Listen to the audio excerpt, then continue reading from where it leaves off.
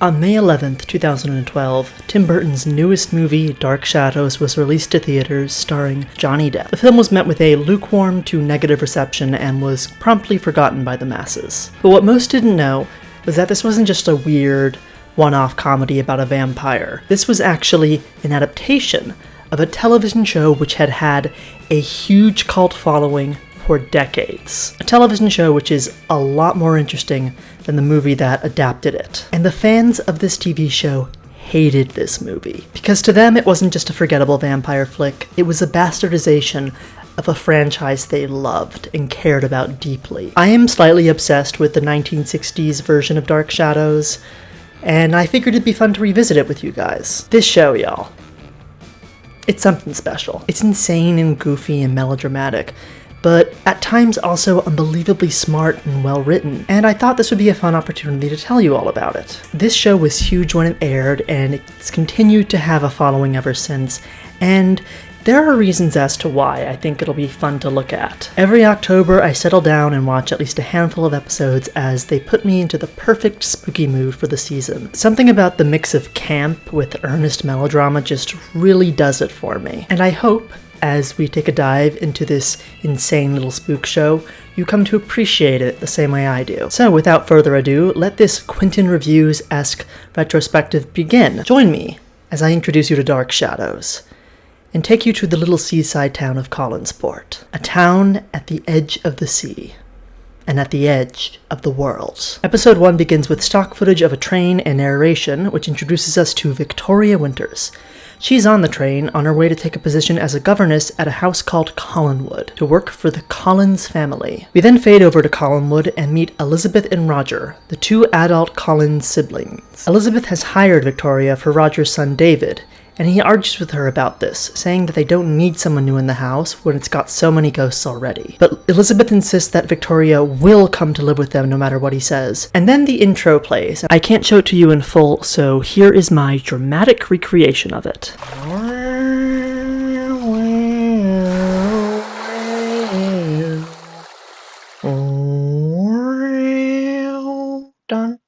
Through flashback, we learn that Victoria grew up in a foundling home and received this job offer completely out of the blue, and she hopes it may point her in the direction to learning about her past. At the train station, she meets Burke Devlin, who takes her to the Collinsport Inn, where he says she can get a cab up to the house. The hotel has a diner attached, and there Victoria meets Maggie Evans, a town local, who's shocked to hear she's moving into Collinwood. The Collins family, it seems, basically founded the town centuries ago, hence the name, and Maggie calls them a bunch of kooks. We like Maggie. Try and remember that the town is called Collinsport, and the house is called Collinwood. It's a bit confusing, I know. Victoria finally gets a cab and meets the Collinses, seeing Collinwood, and more importantly, the Collinwood foyer and drawing room for the first time. These sets are going to be the most important ones in the show.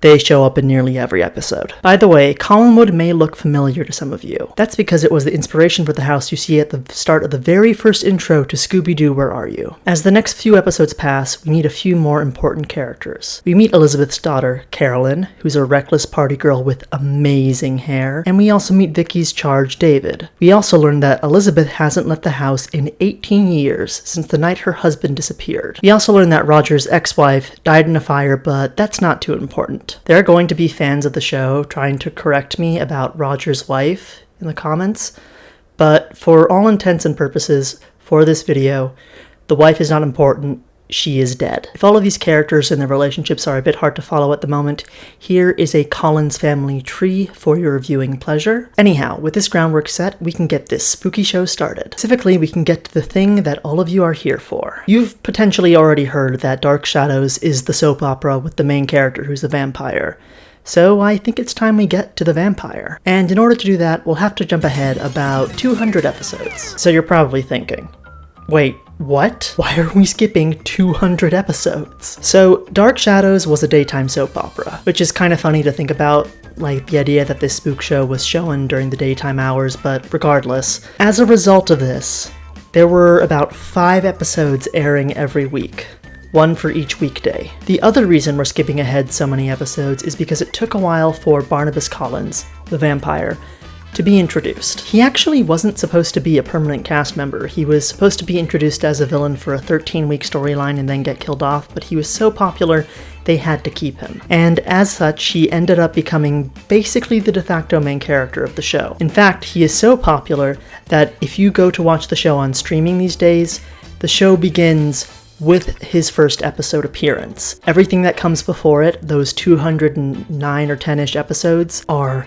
usually sectioned off as if there are some other TV show called Dark Shadows: The Beginning. As we start on episode 210, I'd like to take a second to explain the formula for every episode's opening because I think it's quite unique. Every episode opens with exterior shots, usually of the mansion, as one of the women who appear in that particular episode gives some omniscient and cryptic narration. A storm has broken suddenly over Collinwood. There are times when death brushes by silently, unnoticed. To live, to exist, is to expose oneself to the momentary dangers that surround us. I like this. It feels very melodramatic and heightened in a way that really sets the mood for the show and for the kind of stories we're going to get. Anyways, this episode opens up on two new characters who aren't members of the family, Jason McGuire and Willie Loomis. They turned up a while ago and are blackmailing Elizabeth. If you're wondering what with, well, remember when I said that Elizabeth's husband disappeared about 18 years ago? Well, what happened is that Liz killed her husband, and Jason helped her bury the body in the basement. He then disappeared from town, only to just now appear to try and extort money out of her. Willie's just his partner, so nobody too important to the family. Jason confronts Willie and says he's up to something, which Willie denies. Willie's suddenly gotten really interested in the Collins family's history, especially a painting that's in the foyer that is currently looming behind them, and Jason wants to know why.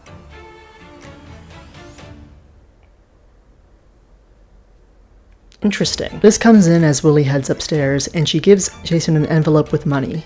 She tells him she wants Willie out of her house because I guess he and Jason are now living with the family. I'm not sure why Willie's worse than Jason in their eyes, but like most of what we've seen before this point, it's not going to be important in the long run. We fade over to Willie breaking into a mausoleum before cutting back to the house for a scene I don't care to recap in full between Elizabeth and Victoria. In this scene, Elizabeth identifies the man in the portrait as Barnabas Collins and says he was known for wearing a lot of jewelry. Willie, still searching the crypt, struggles to open the caskets inside and eventually discovers a secret door which can be opened by pulling on an ornamental ring on the wall. In the secret room, he discovers another coffin completely chained up. Willie breaks open the chains with some effort, then opens the coffin. His eyes bulge out in terror as a hand reaches out and grabs his throat. End of episode 210. Episode 211 begins on the following morning, and nobody seems to have figured out where Willie's gone. He seems to have disappeared. Jason talks to the housekeeper, Mrs. Johnson, who tells him that she thinks Willie's main interest in the portrait was the jewelry, and he seemed really upset after he learned that Barnabas Collins sailed to England and died there. Jason works out that Willie was after the family's jewels and heads for the crypt. It's a thing in the Collins family that they are buried with their jewelry. This is established very early on. He heads for the crypt, which we learn is a few miles away, and is unable to find him, but he does meet a creepy gravekeeper, which is probably the least surprising thing I've said so far in this video. The gravekeeper is cryptic and very unhelpful to Jason, but he mentions that Naomi Collins, her husband, and one of their children is buried in the mausoleum, but the son was buried in England. We fade to that evening, back in Collinwood, where there's a sudden knock on the door. The housekeeper answers it and is greeted by a mysterious man facing away from the audience. The man has a slight accent, and says he wishes to see Mrs. Stoddard. He says he's a cousin from England who wishes to pay his respects. As the housekeeper leaves, he informs her that it's specifically her cousin Barnabas Collins. As he turns toward the camera, it's revealed that he looks exactly like the man in the portrait. End of episode 211. Elizabeth greets the visitor and expresses intense surprise at how similar the man looks to the man in the portrait. Barnabas, that is to say, the visitor, claims that the man was his ancestor for whom he is named for. Elizabeth is utterly charmed by this man, who tells him he's a member of a branch of the family that the original Barnabas established in England. Elizabeth still can't believe that he looks so much like the man in the painting, and he says that the Collins blood has always had a certain strength, which sounds almost like an accidental joke about incest. The man claims that whilst the original Barnabas died soon after he moved to England, as the family history says, he did marry and have a child before that came to pass. He informs Liz that he's moved to Collinsport as he is the sole remaining member of the English branch, and wanted to reconnect to his family's history. Barnabas then says Collinwood looks just as he remembers it, which Liz expresses confusion about, before he says he read so much about the family, he feels like he'd lived there before. And then he begins talking at length about the family history and making making all sorts of cryptic statements. Victoria then meets Cousin Barnabas, and he is a perfect gentleman to her as well. He's surprised that she lets the family call her Vicky because the name Victoria is, and I am quoting him directly, so beautiful he couldn't bear to lose a syllable of it. What a nice man. He is definitely not sinister in the slightest. We head over to the old house on the Collinwood property, which is an old decrepit mansion that the family's ancestors used to live in before they moved into the current Collinwood in the 18th century. In this house, we see David, the kid Victoria is teaching, who we haven't met yet in this recap. So David doesn't have a lot of friends. You know, living in a giant mansion on top of a hill, as he does. There's like no kids around his age that he can play with. So he's jumping up and down the stairs in the old house like some sad Edwardian orphan, just like me. Then Barnabas enters the house. David at first thinks he's a ghost, and Barnabas tells him he isn't, which surprises David, who's actually ecstatic to meet a new family member who's not a spirit. Barnabas expresses surprise at the fact that he's seen ghosts, and he says it's true, he has. In fact, he's met ghosts in this very house. He goes over to the old house's foyer to show him a portrait of Josette Collins, and he says he's met her. You might think David's just making this up, but he's not. He has in fact met Josette's ghost in the past. It happened in one of the episodes we skipped over. Barnabas seems fascinated by David's stories of Josette, who tells him that her spirit protects people, especially if they're a Collins. David then tells him about the secret passages which are in the upper part of the old house, and Barnabas says he already knows about them, claiming again that he grew up with stories about this place. He's gonna be saying this a lot, so I'm just not gonna repeat it every time and just take it as read every time he slips up like this. David asks him about a room at the top of the building where he loves to watch the sunrise, and Barnabas suddenly looks wistful and sad at this mention of a sunrise. He seems lost in thought. Also, David's actor messes up a line. At sunrise, when the sun comes over the ocean. David leaves and heads back to the main house, where he tells Elizabeth and Victoria that Barnabas talks funny, and Elizabeth roasts her nephew in response. I hope you start sounding equally funny now. We like Elizabeth. Barnabas, now alone in the old house, very suddenly and very strangely begins to speak to the painting of Josette. He proclaims loudly and sadly to her that he was a Collins once, but where was she when he was turned into something that even his own father hated? Nowhere. She did nothing, and if the ghost of his father is there with her, he hopes he can hear him, as he is claiming this place for himself, to live the life he never had. Skipping ahead a few episodes to 216, Willie has finally turned up at the Blue Whale, the only bar in Collinsport, and he's in really bad shape. Jason, who's trying to get an explanation out of him, notices blood on his sleeve, which freaks Willie out even more. Jason ends up taking him back to Collinwood and convinces Liz to let him stay there whilst he gets better because he seems to be very sick. Carolyn, who we've not seen since I introduced her earlier in this video, talks to Victoria in the drawing room about Willie, and then Jason comes down and Carolyn questions him about his relationship with her mother. She doesn't know what's going on with Liz, but she knows something is, and it's not good, and she knows Jason is responsible. This is probably a good time to mention, I adore the actor playing Carolyn. She's just really solid, always bringing her A game, and you really do start to get a feel for the character, and you really do start to like her. A little while later, Victoria then brings Willie up some food, but he suddenly starts to panic as he notices that nightfall is coming. As the sun sets, Willie begins to hear the sound of a heartbeat outside somewhere,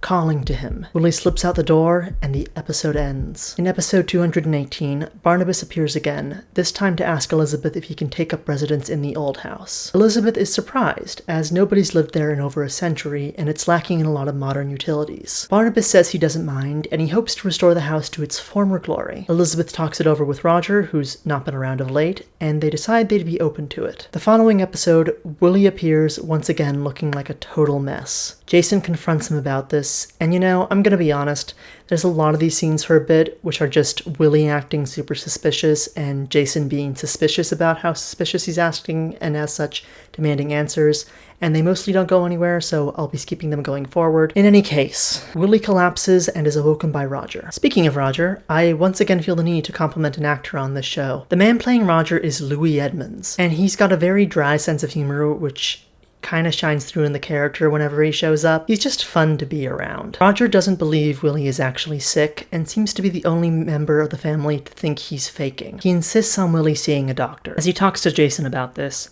He sarcastically says he can get one of the less addled quacks they have serving the countryside here to look him over. But before he can call the doctor, the sheriff rings and tells him he needs to come to his office so he can talk to him. Roger assumes this is just so he can be asked to be part of some new pointless committee, and adds that such committees are of the utmost importance to all members of the government. We like Roger. He's fun. Roger speaks to the sheriff, who tells him that farmers in the surrounding countryside are reporting that their cows are dying suddenly from loss of blood. Roger specifically calls these the family farms, which suggests that they're like landlords owning farms, which has never been mentioned before, I don't think. Roger and the sheriff wonder who on earth is going around draining the cattle of their blood and are simply baffled. Meanwhile, Willie's getting checked over by a doctor, namely Dr. Woodard, who'll be an important character for this period of the show. We don't like Woodard. He sucks, mostly because he's dumb as rocks. Woodard notices that Willie is suffering from blood loss. Night falls, Willie begins to be called again, and he panics as wolves howl in the distance. Anyways, in episode 220, Barnabas is back, and Elizabeth tells him that he can move into the house. Meanwhile, Willie seems to be getting better and apologizes to Victoria for his behavior toward her in episodes that we skipped over. Willie really seems to be a changed man,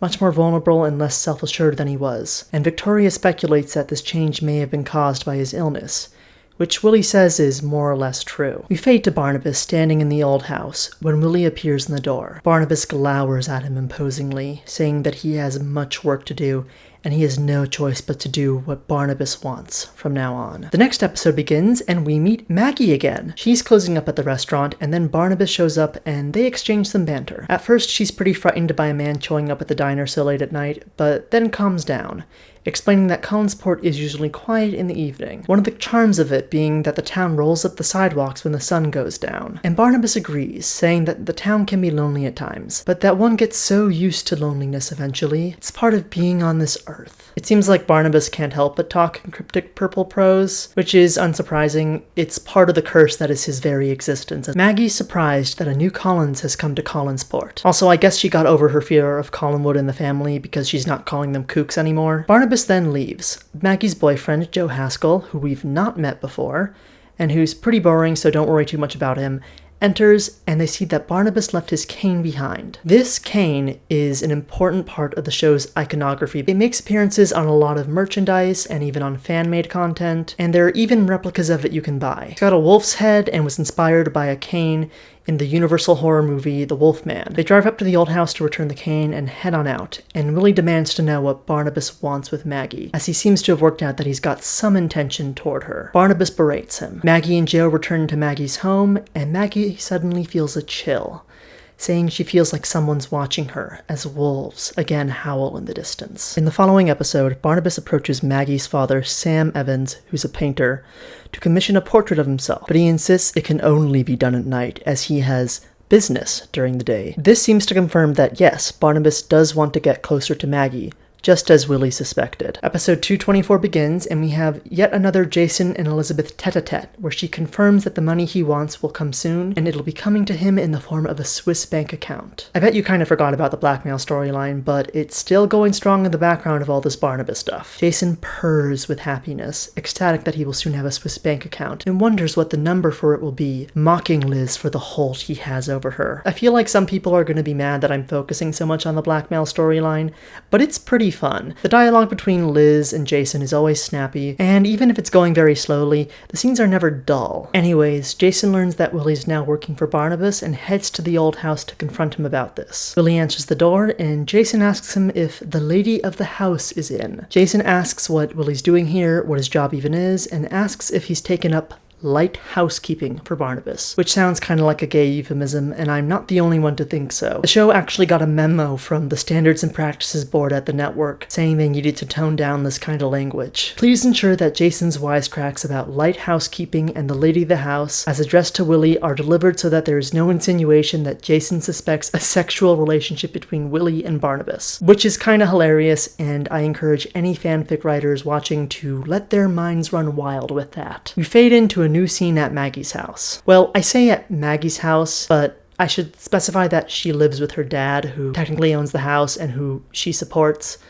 And it's not a house, it's a cottage, which is pedantic and I don't care. She and her dad talk a bit before he heads on out to the old house so he can continue painting Barnabas. We also learn that girls in town have started being attacked and nobody can figure out who's responsible. Maggie gets into bed and starts to dream. And I hope you're excited because we're about to get our very first Dark Shadows dream sequence. I love these a lot, and they happen with some regular frequency on the show. The reason they are such a big part of the show is because of the show's roots in Gothic literature. Gothic literature also features things like wealthy families, ghosts, and the like. Victoria Winters, as a character, is supposed to be a riff on the standard Gothic protagonist. What makes these so interesting to me, though, is the restrictions that the production was under when they were filming these dream sequences. So you've probably already noticed this by now, but Dark Shadows' budget was really tiny, and there was only so much space in the studio that they could use to film. To my knowledge, the drawing room and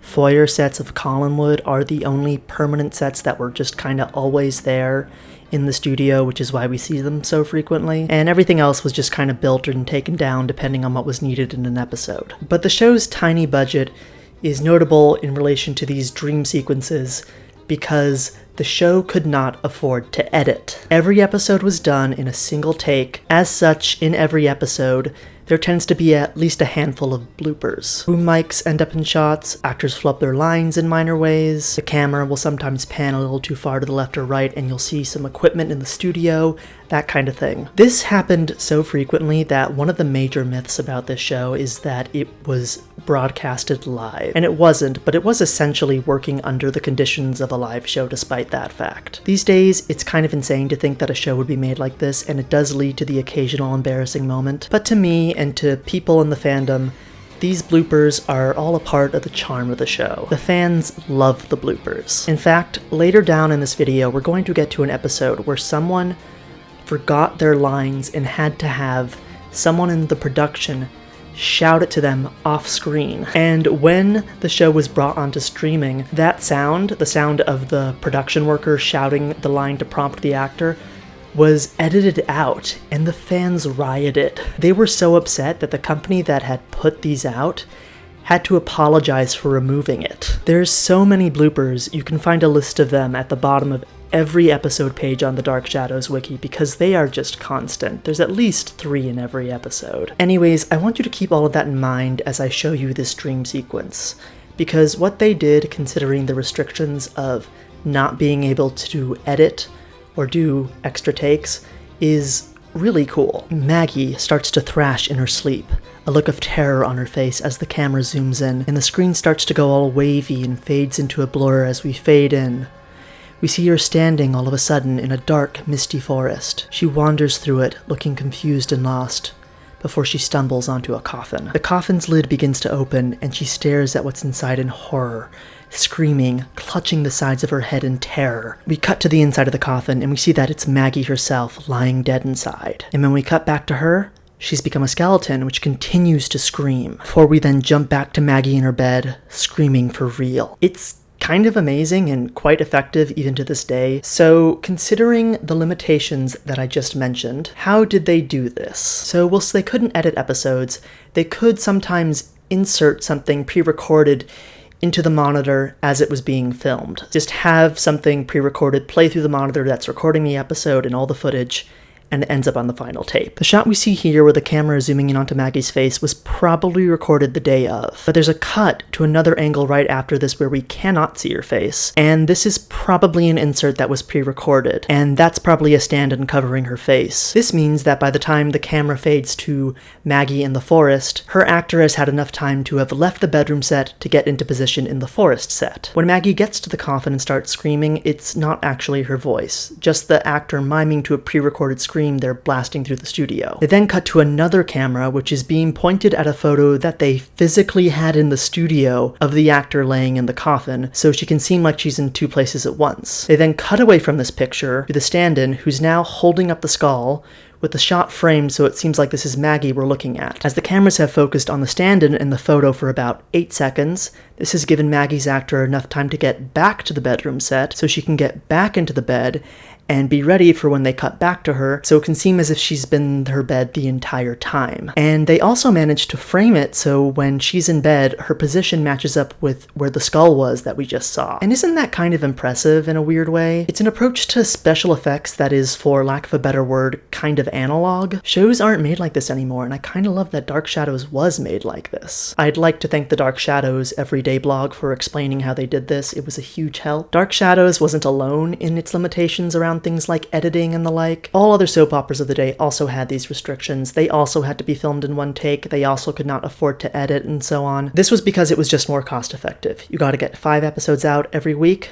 You gotta cut corners. But here's the thing. Other soap operas never did the things Dark Shadows did. They never did special effects shots or really cool camera angles like this show sometimes does. And I really admire the show for going the extra mile in this way. And that's why, despite the fact that like the other soap operas, Dark Shadows also cut corners, you can get a giant coffin-shaped box set of this entire show, and nobody remembers what was happening in General Hospital in the 60s. And now that I've explained it, don't you kind of admire it? This was a production working under some really tight constraints that managed to pull off a really effective dream sequence despite that, with some really cool imagery. And it's stuff like this that makes me appreciate the show, despite its many flaws. It's an example of people working under an insane and stressful working environment, and oftentimes coming up with gold. Anyways, we're gonna cut back to voiceover David now, and we're gonna start picking up the pace, so hold on to your hats. In episode 225/226, which is one episode which just has 2 episode numbers on it for boring production reasons. This sometimes happens, just don't worry about it. It's the following night, and Maggie tells everyone about her nightmare, which has still rattled her. That evening, Maggie drifts to sleep again, and seems to be having another nightmare. And then a figure appears in her window. It's Barnabas. And, well, remember what I said about every episode being done in one take? Well, we're about to see one of the most infamous mistakes in the show that had to be let into the final edit of the episode. Actually, there's a few things that go wrong here, like there's this one shot that's out of focus, but it all leads up to this huge mistake at the end. So at the end of this episode, Barnabas is supposed to show his fangs for the first time, and Barnabas's actor, Johnathan Frid, put them in upside down. As such, when he opens his mouth menacingly, it's just regular teeth. There's nothing there. The episode just ends on him just holding his mouth open like a fish for no obvious reason. Just as well, they do recaps at the start of every episode, which means that they got a second chance at doing this scene. Anyway, Maggie wakes up, and she says she feels really weak, and she's also wearing a scarf of some kind for some reason. I wonder if she's hiding something. She still tries to get to work, and Joe comes and talks to her and somehow doesn't notice that she's visibly very distressed at the moment. Also, I'm just gonna mention it here because this is the moment when I noticed it, but Joe is hot. Anyways, Maggie collapses and has to be brought home. Dr. Woodard comes and diagnoses her as needing a blood transfusion, and Maggie spends several episodes acting really weird and sporadically resisting care and trying to get her friends to leave her alone, so she can be in her room by herself for some reason. That's the status quo for a bit. Maggie's illness is the new thing that everyone's worried about and talking about. And during this period, we have kind of a filler episode I want to talk about because it's just kind of interesting to me. And it gives us an important clue for something that's going to come about in the story soon. It's an especially stormy night in Collinsport, and there ends up being a power outage which leaves the house without any electricity. And whilst the wind and the rain rages outside, Barnabas shares a story with Victoria and Carolyn. Also, trigger warning for suicide, which is gonna come up several times throughout this video. Not in any ways that are especially graphic, but you've been warned. He tells the tale of another night, long ago in this house, where a woman, after quarreling with her lover, ran out into a different storm. The woman, Barnabas claims, couldn't accept what the future held for her. Her lover chased her, and then, all of a sudden, she hurled herself off of Widow's Hill onto the rocks below, impaling herself. He never says who this woman was, and the girls never ask, but I think you're beginning to put together a picture of how Barnabas knows this story. The girls are really perturbed and upset by this, and end up going to bed soon after. It's a really good episode, the show's atmosphere is at its best, and Johnathan Frid, that is to say, Barnabas's actor, tells this story really well. I'd recommend giving this one a watch, even on its own, even if you just want this one scene. Meanwhile, Maggie's health's deteriorated to such a degree that she's been admitted to Collinsport Hospital so she can be put under supervision by Dr. Woodard full-time, who has been recast, by the way. This is going to happen to him a few more times after this, so don't be surprised if he suddenly regenerates into another completely different-looking white man later. Maggie is unconscious, and it seems like she's close to death, but not long after that, she suddenly disappears from the room. A wolf once again howls in the distance. Woodard, Joe, and her dad are all naturally freaking out over the fact Maggie's disappeared, and they somehow end up suspecting that Willie is somehow responsible for the kidnapping. Joe Haskell and Burke Devlin head to the old house and greet Barnabas, asking if they know where he is. Barnabas says Willie is on an errand to Bangor and isn't at the house. Also, yeah, Collinsport is apparently quite close to Bangor, and the characters visit it often. This is funny in a kinda retroactive way, because this is a show about spooks and the supernatural, and Bangor is known as Stephen King's hometown. Here is his house. Barnabas says he knows nothing about Willie's involvement in any kind of disappearance. He somehow manages to throw them off the scent, mostly because these men are dumb as rocks, and then he calls out and says that it is safe for someone to come out, and Maggie emerges from another room, and Barnabas tells her she's safe. Safe with him. Barnabas takes Maggie to a bedroom upstairs, which has the portrait of Josette in it because he moved it in a previous episode from the foyer. He informs her that it's her room now, just like it had been hers long ago. Nothing has changed. Although, he says, perhaps she's changed, as she's become even more lovely. Barnabas calls her his Josette, and Maggie, seemingly in a trance, listens to him with rapt attention. Barnabas tells her soon she will become Josette. She will soon act like her, think like her, be her in every way, that together they will have all the joy they'd been denied for so many years. He says that he's forgiven her for what she did, dashing herself on the rocks all those years ago. Maggie briefly begins to break free out of the strange trance she's in, but Barnabas insists she should forget the past, that everything is fine. He then gifts her something he says has survived the years, just like they had. It's a wedding gown. I don't know where this was stored. The old house is pretty decrepit. I'm kind of surprised it's in good condition, but moving on. He also gifts her something else that Josette once had. An old music box. He tells her to listen, so she will forget who she was and become only what she is now. The music plays, and Maggie seems completely entranced as the credits roll. And this is really creepy. Like, yes, it's campy. The rules about what Barnabas can do to her and the control he has over her are kind of vague, but this is such an interesting twist on the vampire formula. This is the first time, to my knowledge, a vampire story has done the reincarnated lovers trope, but I can't think of any other vampire story that approached that trope in this particular way. What the show's been doing up to this point has been a pretty beat-for-beat retelling of Dracula. The thing is, though, in Dracula, he never kidnaps any of the women, and he never attempts to brainwash any of them. This is closer to the plot of the Hitchcock movie Vertigo than it is to anything that occurs in the novel. And what happens next as a result of this kidnapping and brainwashing is genuinely quite frightening to me. The search for Maggie begins, and the sheriff is called. A mention of it is even put in the newspapers, and there are many scenes where people stand around and talk about how worried they are. As they do so, Maggie's brainwashing is well underway.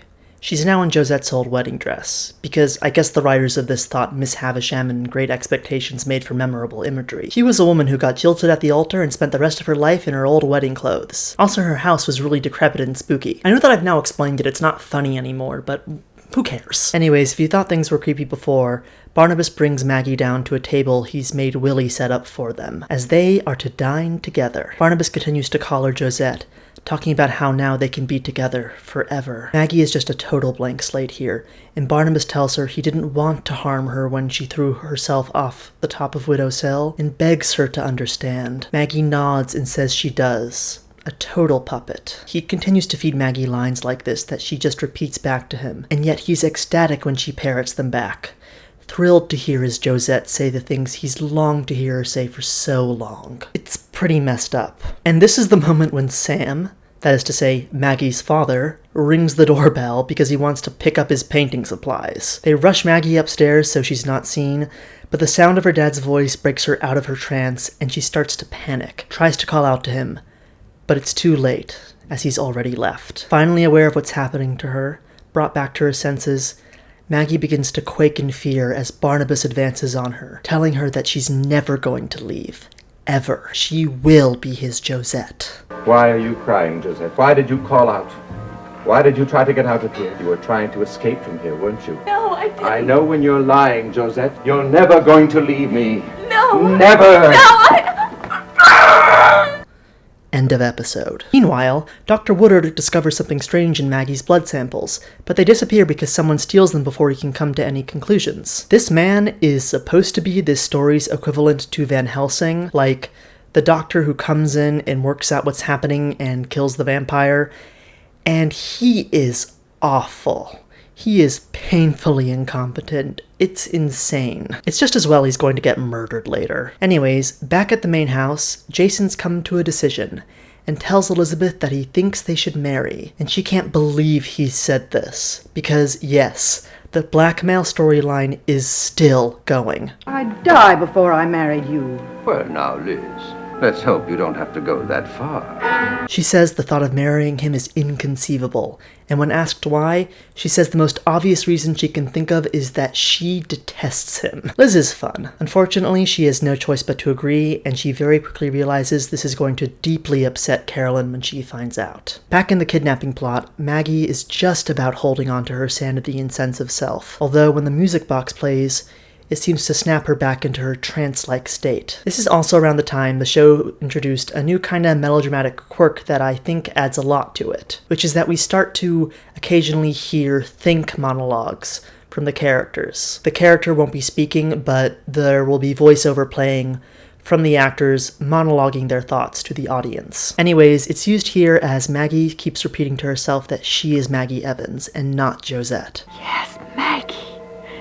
That's your name. Must remember that, Maggie, for Margaret. And she says this to herself over and over again, a sign of how desperate she's become to hold on to her identity. Anyways, Maggie pretends she's still Josette and sneaks down to the basement where Willie and Barnabas have been working on something for Josette. And she discovers to her horror that it's a coffin. She realizes that Barnabas is going to turn her into something like him, and she's mortified, as he tells Willie that the following evening she is to be brought down to the basement and be made his forever. Daybreak comes and Barnabas returns to his coffin. As he's resting inside, Maggie tries to stab him with a stake, but Willie intervenes. She tries to bargain with him, begging him to help her escape, but Willie says there is no escape. She's told that she'll be brought down that evening, and she has no choice in that. He leaves, locking the door behind him. The sun starts to go down, and Willie returns to the room, and we get this cool shot with her face out of frame, with the portrait of Josette on display in full, symbolizing what is to come for her soon. She is sent down to the basement. Maggie, trembling,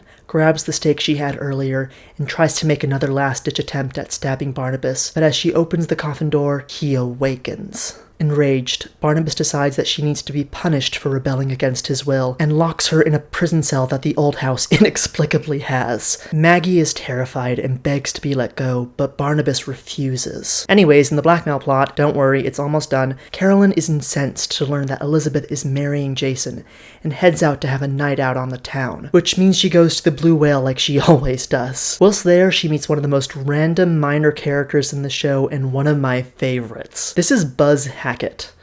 I don't know if he's related to the Hackett Liz sold that land to, but Buzz is a cool guy. Buzz is a biker and a beatnik, and Carolyn is instantly obsessed, and girl, I get it. I love him too. She gets super drunk and takes him back to Collinwood, where she's discovered by Liz as she's draped over him. Liz tells Buzz to get out of here, and Buzz objects, and in the process of doing so, calls her Mrs. Stoddard, and this is where Carolyn just loses her shit at her mom. She's been under a lot of stress, and her mom's been pretty cold to her of late, and she just lets it all out. Carolyn asks Buzz why he's calling Mrs. Stoddard Mrs. Stoddard. It's Mrs. McGuire now, and she repeats it over and over again because she wants her mom to get used to it. She wants her to know how it'll feel to be Mrs. Jason McGuire. A very flustered Liz flees back up the stairs as Carolyn screams, "Mrs. McGuire, Mrs. McGuire, Mrs. McGuire," over and over again. Stoddard? Why are you calling her Mrs. Stoddard? It's Mrs. McGuire. That's my mommy's brand new name. Because I wanted to get used to it. I wanted to know how it feels to be Mrs. Jason McGuire. What's the matter, Mrs. McGuire? Don't you like your new name? Mrs. McGuire! Mrs. McGuire! Mrs. McGuire! It's kind of amazing. Editing David here, it just occurred to me that I maybe didn't give enough context for the scene we just witnessed from Carolyn to make sense. And that's because despite me joking about how much time this blackmail plot is taking, I've skimmed over a lot, and as such missed some kind of important character scenes that were in previous episodes. Essentially, Carolyn's upset for a few reasons. For one thing, everyone knows Jason is scummy, even if they don't know that he was an accomplice in Elizabeth killing her last husband. So the idea that he's going to become her new stepfather is rather distressing for Carolyn. For another, she's actually been trying to get her mother to share what the problem is, as it's clear to basically everyone that Jason has some kind of hold over Elizabeth. But Liz doesn't want to tell Carolyn what's going on because then her daughter will know that she killed her father. As such, Elizabeth has gotten really rude and standoffish and kinda just plain cold to Carolyn, so she'll stop asking her questions. And so, because of all this from Carolyn's perspective, her mom is now marrying an awful man and is treating her like absolute crap and refusing to explain herself. And that's why she started screaming at her here. Anyways, just wanted to give that context. Back to the video. Not long after this, Carolyn announces to the family that if Liz is going to go ahead with the marriage to Jason, she is going to marry Buzz on the exact same day. There's another big fight about it, and it's just good fun. Good soapy melodrama fun. Carolyn's not going to have a lot to do for many episodes of this show, so again I want to stop and appreciate this moment where she's actually being given material to work with, and is actually the center of the show's attention for a bit, because every time they actually do give her a chance to shine, she does. Anyways, Maggie's still locked in her cell, and has been for quite a few days by this point, and it's taking a toll. But she is let out very briefly, as Barnabas gives her another chance to consent to becoming Josette. He plays her the music box, and Maggie pretends that she's once again falling under its spell. I want to highlight this scene because Maggie's actor, Catherine Lee Scott, is doing a really good job. There's a lot of really small ticks in the performance that show that she's just pretending that she's under the spell, and that she's pretending that she wants to become Josette. It's great. However, when Barnabas tries to kiss her hand, she recoils, which clues him in that she's faking, and it's back to the cell for her. And how long will we remain together? Through eternity. Josette, I have waited for you for so long. I want you to be happy. I promise you shall. 1 minute, 37 seconds later. Here, take this handkerchief. I'll put it around her mouth. Maggie begins to spiral into despair, especially as she's now been told that people think she's dead. There's nothing she can do. She's trapped, alone. And then, she hears something. London Bridge is falling down, falling down, falling down, my fair lady. In shock, Maggie goes to the cell window and discovers a little girl singing to a doll. The little girl continues to sing as the credits roll and the episode ends. The next episode, Maggie talks to the girl, who continues to be really fucking cryptic. Maggie tells her to get away fast so the other people in the house won't do anything to her. Meanwhile, the girl looks moodily off into the distance at the teleprompter before wandering off. We cut to someplace outside, and David also runs into this little girl, who says her name is Sarah. She also says she used to go to school, but hasn't for a long time. Wow, that's cryptic. I wonder what that means. David goes back into Collinwood and tells people that he made a new friend. And then Sarah appears back in the old house cellar, and tells Maggie not to tell her big brother that she's been down there, because he'd hate to know anyone else came down to see her. End of the episode. Not a ton happened, but what we got was super exciting. Not long after this, Sarah appears to Maggie again, this time within the cell itself. Maggie asks her about her family, and she says she can't find them anymore, but they used to live nearby, and then they play catch together. But then Sarah once again disappears, making Maggie call out for her in desperation, completely confused. And for some reason, seeing this little girl appear and disappear in her cell seems to completely break Maggie's mental barriers. She's found by Willie singing to herself, seemingly a child again. Barnabas visits her, discovering that she's claiming she's been visited by a girl, and assumes that she's gone completely insane. I'm not happy. I'm frightened. I have a friend. A secret friend. It's a special secret friend. and she comes to play with me. He gives her one last chance to consent to becoming his Josette, and she once again refuses. And he tells her that that was her final chance. She will be killed the following evening, as she is of no use to him in this state. Anyways, on a lighter note, Carolyn's been arrested for drunk driving after hanging out with Buzz again, and that is the breaking point for Liz. Elizabeth goes down to the prison and visits Carolyn, which is kind of a huge deal. Remember, she's been a shut-in for over a decade, since her husband supposedly just disappeared. And despite this big step for her supposedly being a big show of love for Carolyn, that's not how Carolyn ends up interpreting it. Carolyn has always assumed that Elizabeth hasn't left the house because she's been hoping that her husband will one day return again. And the fact that she's finally left means that she's finally given up and finally let go of any memory of her old husband. And as far as Carolyn knows, Elizabeth's last husband, her father, is still alive somewhere. So this crushes her and angers her further. This is too much for Liz, and she breaks down in tears in her bedroom as her life is in tatters. She's being forced to marry a man she doesn't love, and her own daughter has rejected her. And all this time she's been carrying guilt over the death of her husband, who she thinks she's killed. Actually, now that I think about it, this really isn't that lighter of a note than what was going on with Barnabas. Also, don't worry, Maggie's gonna be fine, sort of. Sarah visits her again, and Maggie begs her to tell her father where she is. Sarah then tells her she knows a way out of the cell, but she's not supposed to tell anyone because it's a secret. She then gives Maggie a riddle to help her figure it out for herself. 1, 2, away they flew. 3, 4, by the door. 5, 6, count the bricks. 7, 8, the clue is great. 9, 10, home again. And then she once again vanishes. Sarah is just gonna become the writer's favorite MacGuffin for a while, so I hope you like her being cryptic as fuck all the time. Maggie is left to ponder this, as Sarah does in fact suddenly appear to Maggie's father, who starts sketching her, and she suddenly tells him, without any prompting, that he'll find Maggie by the cave on the beach, right under Widow's Hill that night. Did you look for her on the beach? The beach below Widow Hill. Did you look there? No, because I know I won't find her there. You might if you go there tonight. And then she disappears. Maggie works out the riddle, discovering that there is a secret passage which can be accessed by pushing on a brick by the door. She slips through it in the nick of time, escaping her fate. She finds a passage which leads right to the cave under Widow's Hill, and lo and behold, her father is there, and they are reunited. Good news. Her life is no longer in danger. Bad news. She has regressed to the mental state of a child because of all the trauma she's been through. Papa? Yes, sweetheart. I want my doll. When are we going to go? Go. To the fair. You said we were going. You promised. We're going, aren't we? And because of this, Maggie's dad decides she needs to be sent away for mental health care, specifically to Windcliff Sanitarium, which is about 100 miles away. Dr. Woodard says he has a colleague who will take good care of her.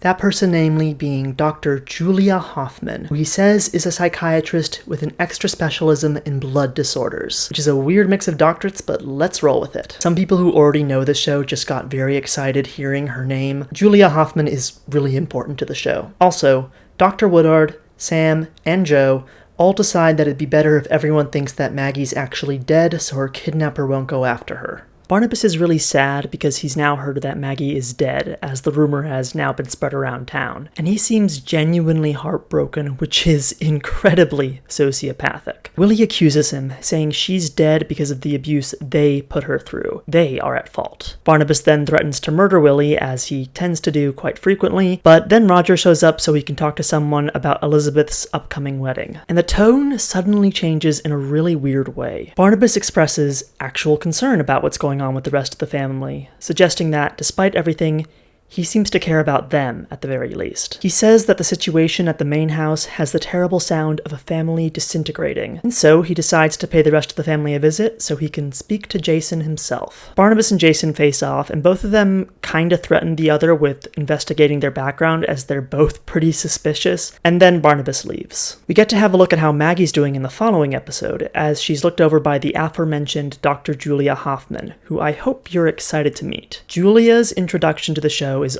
almost as important as Barnabas's. The woman playing her is Grayson Hall, who is notable for being the only member of this cast to win an Oscar. specifically for her performance in the film Night of the Iguana.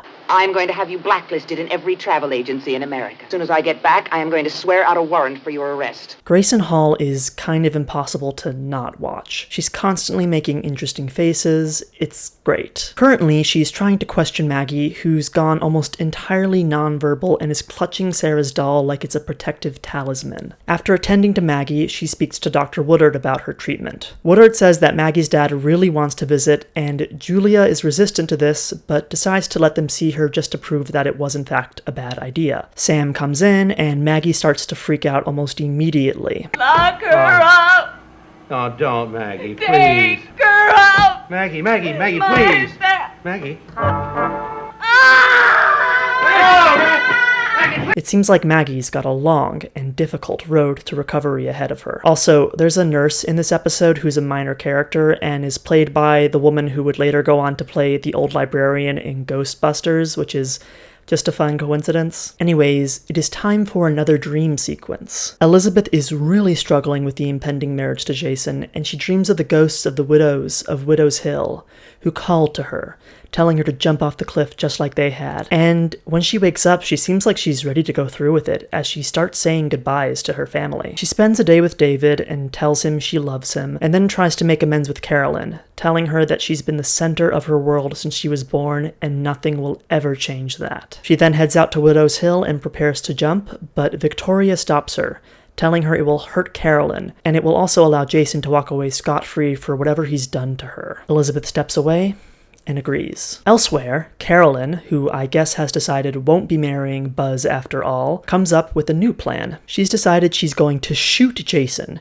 to save her mother from whatever hold he has over her. The wedding begins, and it becomes very clear very quickly how small the show's budget is because there's so few people attending and it's just being done in the Collinwood drawing room. The show could only afford about 6 actors at minimum per episode, so every time there's a wedding on the show, it's always this tiny and always in just the foyer or something. I guess the Collinses must like small ceremonies. In fairness, in this case, it does make sense because it's not like Elizabeth wants to get married, so it's not like she'd want a big ceremony, so I'm giving this a pass. I just wanted to note it for the future. The judge begins to speak about how beautiful Liz was the day she married Paul Stoddard, and how he's honored to marry her again. Carolyn readies her pistol, and as the vows are read, Elizabeth suddenly freezes. She says she can't. She can't go through with this, can't keep living like this. She turns to face the rest of the crowd and points at Jason. I killed Paul Stoddard, and that man was my accomplice.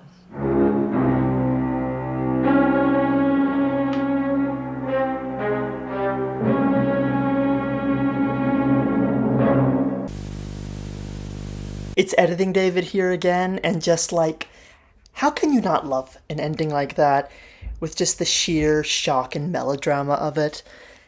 Like, do you get it now? Do you get why I am strangely obsessed with this show? Is it getting across? Because, like, I was editing that moment just now, and it just filled me with such joy, with just how perfect yet over the top it was.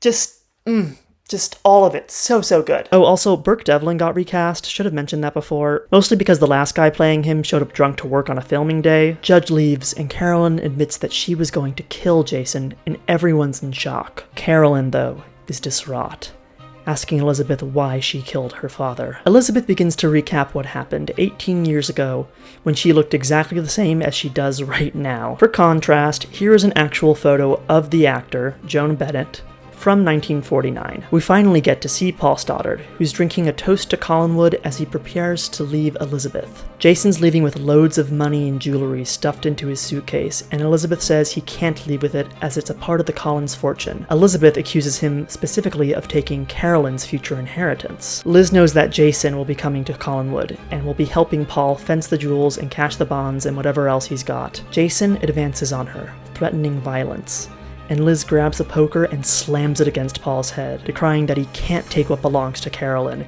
and he collapses to the floor, the narration telling us that blood is supposedly gushing from his head. This is when Jason arrives, and a distraught Liz begs him to help, to call a doctor, to do something. Jason checks the body and tells Liz that he's dead. Liz wants to call the police, but Jason insists that she shouldn't, as it would cause a lot of trouble, and that Liz should think of Carolyn, who's just lost her father and can't risk losing her mother over what was an accident. He says he can dispose of the body to make sure nobody can find it, for Carolyn's sake. Jason dumps the body in a trunk and buries it in one of Collinwood's many basements. Back in the present, Jason insists that there's nothing down in the basement, and they can't prove that he's been blackmailing Elizabeth. Meanwhile, Elizabeth begs Carolyn for forgiveness, and Carolyn's actor gives a great monologue where she tries to come to terms with the fact that her father, who she's been waiting for, has been dead and in her house all these years. My father, buried there. You killed him. I can't look at her. She killed my father. The police are called and the basement is searched, and they do uncover the chest only for it to be discovered that it's entirely empty. Elizabeth begins to panic. She's lived in guilt, staying in this house, trying to protect the secret for 18 years, when in fact it seems she didn't do anything. And this is when Jason explains what actually happened that night. It turns out Elizabeth only knocked out Paul, and when Jason went in to check on him, he and Jason spoke, and together they hatched a plan. Jason would pretend that Paul was actually dead, so Paul could scurry away scot-free. They planned to meet up soon after this, but Jason eventually did lose touch with Paul. And this means somewhere out there, Carolyn's father is still alive, although frankly he sounds like a horrible person. Jason tries to leave, and Elizabeth tells the sheriff to let him go. She'd rather not suffer through the humiliation of a trial, and he just walks away, right out the door. Anyways, then Jason breaks into the old house, finds the coffin, and Barnabas kills him, and that's the end of the final non-supernatural storyline the show ever did. Also, Carolyn and Elizabeth make up, don't worry about it. Overall, I do really like the blackmail storyline. It's pretty slow, it's an example of how much this show, before Barnabas's introduction, could kind of just move at a glacial pace and seem to just go on in circles, but I thought there was enough going on that it was always interesting. I liked Carolyn having a focus, and whilst there's an argument to be made that it being revealed that Paul Stoddard is actually alive is kind of a cop-out, I think it was a good idea because it opened the door to him coming back to the show in the future. Paul Stoddard, in fact, actually would come back in the show, and would get to speak to his daughter in 1970, 3 years after this episode aired. But then he gets murdered by Cthulhu and is never seen again. I bet you're wondering what Barnabas is up to. Well, he's decided that since Maggie becoming his Josette failed, he's going to try and have Victoria Winters become his Josette instead. But unlike with Maggie, he's going to try and woo her, to make her acquiesce to it consensually. I've not really talked about this, but throughout much of the show recently, Victoria has constantly been expressing a fascination with the past. Not any time in particular, just the past. But there's so much in the past that's beautiful. I think his preoccupation with the past is touching. You sound as though I'm going to be swallowed up by the past. And Barnabas hopes he can take advantage of this so she'll eventually want to become just like Josette. There will be many boring scenes between the two of them, most of which I will be skipping in relation to this. You're very welcome. As a part of his plan to make Victoria even more enamored with the past, he decides to throw a costume party. Yes, that's really what we're doing. The conceit of this party being that all members of the family are going to dress as members of the Collins ancestry, and this will fan the flames of her obsession. This costume party plot is not that important to the main story, but it is a chance for the entire cast to put on fun period costumes, which is kind of unintentional foreshadowing for something we'll be getting to later in this video. Josette's ghost does show up for a bit, and they hold a seance, but that's about it. I bet you're also wondering what Maggie is up to. Well, Julia's been struggling to make any progress with her. We do get mention of Maggie remembering music in reference to Josette's music box, and she also mentions remembering stones with writing on it during this scene, and Julia speculates that that may have been a graveyard. I should have mentioned this earlier, but there was an episode during the kidnapping plot where Maggie did escape and did end up in the graveyard, which is why this is coming up now. She tells Dr. Woodard she thinks the only way to make a breakthrough with her is to bring a shock to her system, to take her to some place that may elicit a strong response and a rush of memories so she can finally process them. Dr. Woodard strongly disagrees with this and says he feels that sometimes Julia is so clinical and detached, she comes off like she doesn't care about her clients. Also, just watch Grayson Hall in the scene. She's constantly tilting her head this way and that, pulling faces, and is just so strange yet compelling to watch. It's a bit over the top, but in the best way. Why did you say that the way I'm handling this case frightens you. You've become too possessive about this case, and too secretive by far. I have all the confidence in the world in you. Then I suggest you remember that in the future, Doctor. If she returned to a place where she was during the time she was missing... Against Woodard's judgment, Julia takes Maggie to the cemetery, and they're almost seen by Victoria and Burke Devlin, who are here because Victoria wants to leave flowers at Josette's grave. Julia notices the name Sarah Collins on one of the gravestones and deduces that whatever happened to Maggie, there's a chance that the Collins family were connected to it. Then Maggie has a breakdown. I've got to get out of here. Maggie, stay here. Why not? He'll kill me. I'll die! Anyhow, during another bout of hypnosis sometime after this, Julia says the name Collins to her to see how she responds. And it more or less confirms her suspicion that the Collins family is in some way involved, as it seems to really upset Maggie. We cut to an argument between Julia and Dr. Woodard. Julia has a plan. She wants him to introduce her to the Collins family in hopes that she can track down whatever maniac did this to Maggie. Specifically, because she doesn't want anyone to know that she's a doctor who's treating Maggie, someone they've all been told is dead. She wants to be introduced to them as a family researcher and historian doing a book on important families in the state of Maine. Dr. Woodard is resistant, saying that this is an insane idea, but she's just about able to convince him. I feel like it's worth pointing out that by all accounts, Julia should be cooperating with the police and telling everyone, including the police, that Maggie's dead whilst she goes off to uncover evidence she's not going to share with them. Probably some sort of obstruction of justice. To be honest though, how unprofessional she's being here pales compared to what she does later, so I'm gonna let it slide. Or maybe she's aware that the police are so stupid in Collinsport, they're not gonna do anything useful. Generally, the cops in soap operas are super incompetent, which is one of the many subtle ways the medium is great at reflecting reality. They also briefly discuss that they've now both speculated that whatever's happened to Maggie may be related to something unearthly, outside of natural science. Anyhow, now that Woodard has relented, she heads over to Collinwood, and Victoria is ecstatic to meet someone who's also expressed an interest in the Collins family like her. David comes in during the scene and meets Miss Hoffman as well, and she expresses a wish to see his new friend Sarah again, which piques Julia's interest, and she very covertly asks him questions about her. Also, Victoria roasts David. I think she's sort of dumb. David, anyone who did what you did in geography this morning shouldn't call anyone else dumb.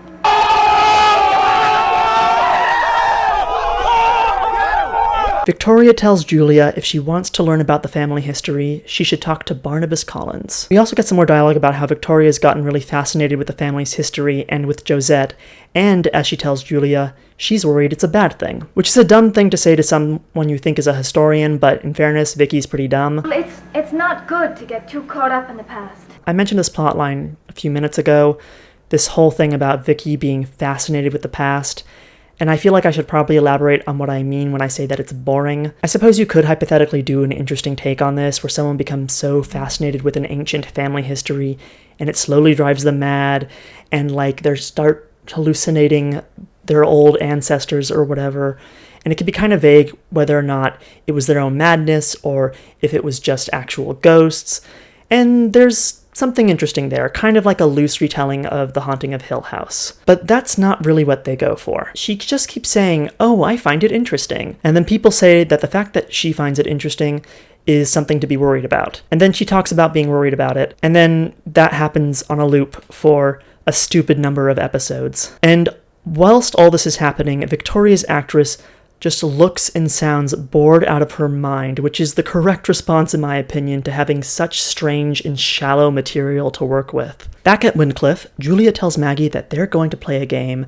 and take Sarah's doll away from Maggie, saying they need to name it. And she starts asking Maggie what the name is. She asks if the name is Elizabeth, then Carolyn, then Sarah. And Maggie seems confused until she suggests that the name is Barnabas, which makes Maggie shriek in fear, and she starts to beg Julia to not hurt her. Julia rushes to fix this. This obviously sets Julia off on a path not to just investigate the Collins family, but Barnabas specifically. She heads on over to Collinwood once again and convinces Vicky to help her procure permission to research the family history from Elizabeth, who even allows her permission to stay at Collinwood as she conducts her research. After this, she heads on out to the old house. Willie tries to get her to leave, and she completely ignores him, clasping her hands together and being the most interesting performer in the room. Some fans don't like Grayson Hall's performance as Julia.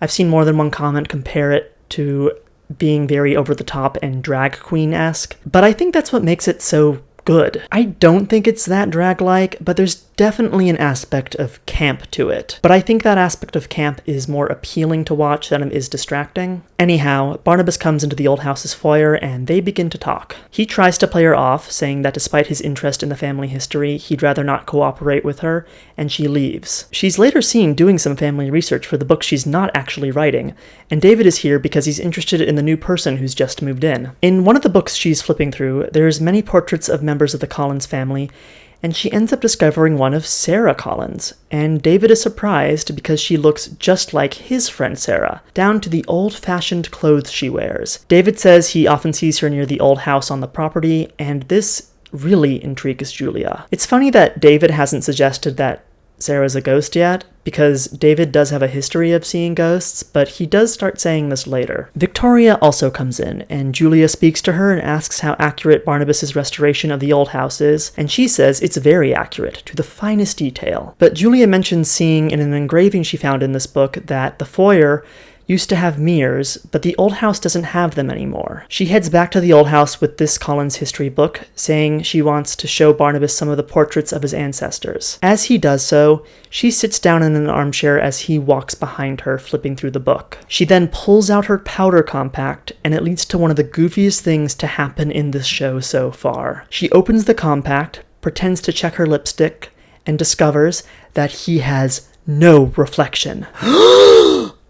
Gasp! Barnabas eventually catches on and is alarmed, and Julia plays him off, and then she leaves. What are you doing?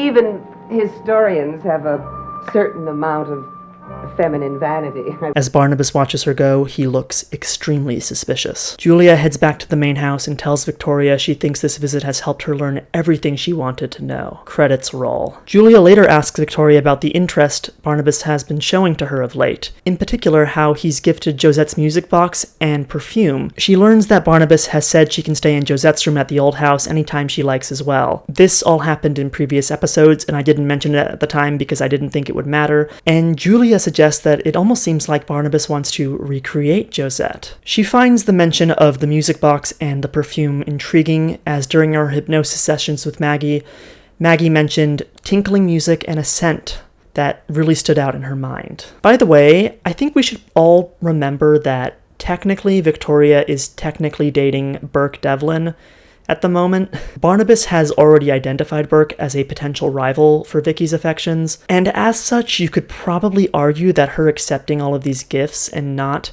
trying to set a boundary is kind of her cheating. I just think it's worth mentioning that because I feel like the show never does. Sunrise is soon on its way, and Barnabas has kind of a wistful monologue to Willie about how he wishes he could push the dawn away so he would never have to rest. It's one of the few occasional signs we get that Barnabas doesn't like his vampiric existence, which is going to be very important very soon. Anyhow, it's the following morning. Willie's left the old house as there's an errand he has to run for Barnabas, and Julia uses this as an excuse to sneak in. She ends up heading down to the basement and discovers Barnabas sleeping in his coffin. The audio is kind of bad in this episode in particular. It's often kind of muffled to begin with, but it's like the boom mic was broken during the filming day or something and they couldn't fix it in time because the quality of the dialogue is so much worse than usual. We get a scene of her speaking to Dr. Woodard, and she does something really interesting. Despite the fact that she's more or less discovered what's probably happened to Maggie, Julia tells Woodard that she has nothing to report. She's ingratiated herself to the family, that's been a success, but she has discovered nothing. In a way, I don't blame you. I'm getting a little impatient myself. I'm sorry to say I've made almost no progress at all. Despite that fact, she'd like a chance to investigate the family a little bit further than she has. Dr. Woodard leaves, as they are in Collinwood for some reason, and then Victoria and Barnabas talk for a bit, and then something catches fire in the studio. You can literally hear a fire extinguisher go off loudly over the dialogue. It's fucking hilarious. Still disturbed by it? Then I'll take it back. And please, don't be afraid of what being trapped. I wish TV was still made like this. There's another confrontation between Barnabas and Julia where she mentions she's researching the original Barnabas Collins, and he says that he's changed his mind and would like to cooperate in her research. And this is where Julia really tests him. During this scene, Julia more or less tells Barnabas that she knows his secret, even pointing to how similar he looks to the painting of the original Barnabas Collins. And Barnabas is smart enough to realize this, and I just want to take a moment to acknowledge something. Up to this point, ever since Barnabas has been introduced, nobody's actually been able to successfully outplay him. Nobody has even suspected him of the attacks in town, of killing Jason Maguire, any of it. But that status quo has changed drastically now that Julia's here. She's worked things out and seems to almost be toying with him, holding this information over his head. His role as this seemingly unbeatable villain is shifting as a result. That night, Barnabas slips into her bedroom, approaches the bed, ready to kill her to ensure his secret will not be revealed. He looms over the bed, grabs the covers, and she's not in it. She's psyched him out. She then approaches him. Good evening, Barnabas Collins. I've been waiting for you for a long time. I know what you are. Julia has an offer for Barnabas, one that she thinks he'll find very interesting indeed. She's a specialist in blood disorders, and she believes that with some research, she can help him. He'll no longer have to live this cursed life he's been living. She thinks she can cure him of this supernatural curse with the power of science. And this is just so good for so many reasons. The idea of a vampire that wants to be cured of his vampirism and will be attempting to have it be treated using scientific methods is such a novel concept, especially when the vampire is like Barnabas and has been presented up to this point as being very much supernatural in nature. Barnabas is a vampire in the most classical sense. He is supernatural, he is of the undead, but he is still a physical being, and science is designed to study the physical world. So this combination of the supernatural and the scientific is really intriguing. More importantly though, the idea that a vampire like this would want to change into a human was really new at the time. We've had a few scenes where he's mentioned his loneliness or his desire to see the sun again before, but now one of his main motivations is going to be specifically to become human, which in a way is kind of symbolic. Maybe even though he's done such terrible things, this shows he wants to be a good person, to not just live as a creature doomed to suck life from others. I mean, he is gonna keep doing really horrible things, but you know, in theory, he might want to improve. Dark Shadows was kind of unique in this way at the time. This wasn't necessarily the first sympathetic vampire. I can think of at least 2 other stories predating this which feature them, but it was rare to see them as anything other than monsters regardless. Putting that aside, you may be wondering why Julia wants to do this. And the answer she gives sounds like something Victor Frankenstein would say in this situation. From the time I entered medical school, I've been fascinated by the relationship of life to death. I believe that one is a continuance of the other, and that someday they will merge and that life will not terminate. That day is close at hand now that I found you. This suggestion of being able to find a cure greatly intrigues Barnabas, and I hope you're ready for this. I mentioned before that Dr. Woodard is supposed to be this story's equivalent to Van Helsing, the doctor who kills the vampire and stops his evil deeds. I would contrast Julia Hoffman as almost being kind of an anti-Van Helsing, the doctor who becomes the vampire's confidant, ally, accomplice, and, as the show goes on, his closest friend and confidant. But it takes a while for things to reach that point. Julia's going to be in a very precarious place for a while, and the things she'll do in order to forward her research into Barnabas's cure, well, hold on to your hats and get ready for it. It's a wild ride. I am so excited now that this character is taking center stage. It's really going to give this story some extra energy. I can't wait. Julia is brought to the old house, and Willie is ordered to prepare a room in the basement to act as Dr. Hoffman's laboratory. But then, for some reason, Barnabas randomly changes his mind. I do not know why. And he's about to kill her, but then she springs something big onto him that she hadn't mentioned before. Maggie Evans! Maggie Evans is dead. Is she? She's alive. And well hidden. What has she said? Nothing specific as yet. I traced you through my own deductions. At present, she's suffering from traumatic amnesia. But eventually, she will recover, and then she'll tell everything she knows. But she'll do that whether you're alive or dead. No, she won't. Because if I'm alive, I will be in charge of her treatment. And I can see to it that her amnesia remains permanent. There's another scene where Dr. Woodard and Julia argue, and Dr. Woodard accuses her of abandoning her patient, which, yeah, she has. She's, like, really far away right now. Incidentally, at some point, her moving into Collinwood seems to just become permanent. Like, it's never a plot point. She just kind of never leaves, which makes me wonder if she ever stopped working at Wyncliffe at some point. They never say if she does or doesn't, but she must at some point if she's living over 100 miles away. For the moment, though, she has a patient in a vulnerable state and is quite a distance away from her. Honestly, I'd say she's acted like the worst doctor ever, except she's about to be a whole lot worse. She basically appeases Dr. Woodard by asking him to trust her, that her investigations here at Collinwood could be of great benefit to science. And that seems to work. David meets Sarah again, who tells him that her friend Maggie is alive, unlike what David and most everyone else thinks, and that Maggie is just lost. And then Victoria walks into the foyer and starts babbling about a house she really likes, which is a really good representation of how useless this character is to the current narrative of the show. I must have passed it hundreds of times,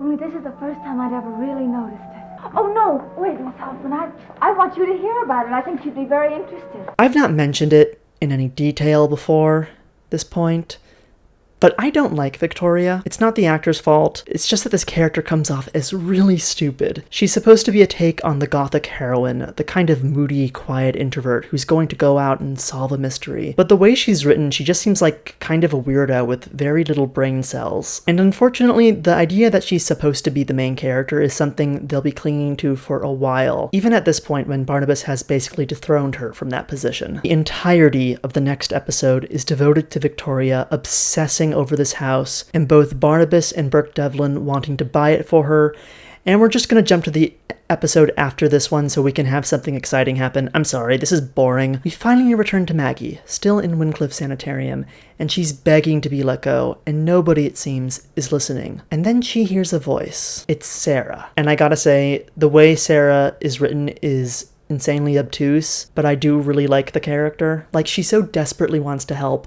but she's limited by the rules of being a spooky ghost child, so she can't help but be cryptic and, like, disappear at inconvenient times, because that's just part of the curse of being a spooky ghost child. She can't help herself. I don't know, I just think she's neat. There's something just kind of fun and camp about her that I just kind of enjoy. Anyways, she flubs her lines a few times, and then decides to help Maggie to get out of the sanitarium. Sarah tricks the nurse to come into the room, letting Maggie slip out the door behind her, and she somehow escapes from the sanitarium because this place has the worst security on the planet. Meanwhile, Burke, Barnabas, and Victoria are still visiting the house she loves, and they all proceed to annoy the audience because none of them are Maggie. Maggie and Sarah are now wandering through the woods in God knows where, and Maggie wants to know how Sarah got into her room at Wyncliffe. Now, how did you get in? Do you really want to know? Yes, I do. The same way I got out. But when I left the room, I locked you in with the nurse. Now, how did you get out? Same way I got in. Oh, Sarah. Like I said, Sarah's fun. Maggie and Sarah walk for what must have been hours because, as stated before, Wyncliffe is 100 miles away from Collinsport. Anyhow, the group that was looking at the boring house have headed to the Blue Whale to talk about architecture and whether or not it's worth it to buy the house. They did discover a lace handkerchief with some embroidering on it whilst there, and that was supposed to become important later, as it would have been related to Victoria's origins and who her parents are, but the show's going to be forgetting about that story very soon, so nothing comes of it. But then, the door slams shut. It's Maggie Evans. It's Maggie Evans.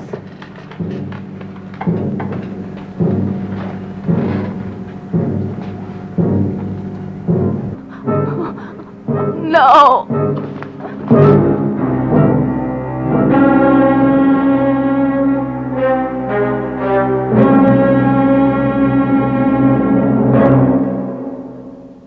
Barnabas looks on in horror as Maggie Evans, the woman he kidnapped, psychologically tortured, and threatened to kill, stands there before everyone. And isn't that just the greatest cliffhanger to end things on before the show turns to color? Because starting next episode, the show is going to be in color. And with that change in color, we'll begin a new direction for the show. One that it's been quietly setting up ever since Julia Hoffman was introduced. A new convoluted game of cat and mouse is soon to begin, and I hope you're ready for it. Well, hello there, strangers. This is the first thing I am filming for this project, and it's making it all feel a bit more real. I'm a little terrified, truth be told. I hope you've been having fun, and I want you to treat this break here as a moment to step away if you want to and come back later, so you can divide up the video and whatever's easiest for you to digest. This video is stupid long, and I have zero expectation that anyone's gonna get through it in just one sitting. That said, I am curious as to what you all make of the show so far. If you've got any interesting thoughts, leave a comment below. Anyways, with all that out of the way, welcome to the first intermission of this video. I figured, seeing as this whole thing is a pastiche of Quinton Reviews retrospectives, they should have a Quinton Reviews style intermission. And pastiche is kind of a good word for Dark Shadows as a whole. Dark Shadows is specifically a pastiche of Gothic fiction, Gothic literature, that sort of thing. Like, obviously at the moment, the show is taking many of its inspirations from Dracula,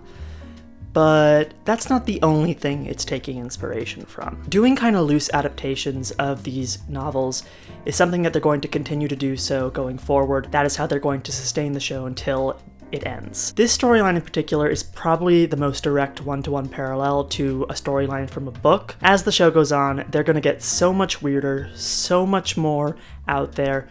It's really something special. But with that in mind, I thought it would be interesting to talk about the influences on Dark Shadows that we've seen so far, because there's a few. As I've already mentioned, Dracula, but there are several others as well. I think this will be interesting because, much like how this show was impacted by Gothic stories from its past, Gothic stories, specifically stories about vampires that came after Dark Shadows, are going to be impacted by it as well, so it might be fun to look at what came before. First influence, the one that everyone cites when the show comes up, besides Dracula, is Jane Eyre. I don't think you can really see the title, but the title is Jane.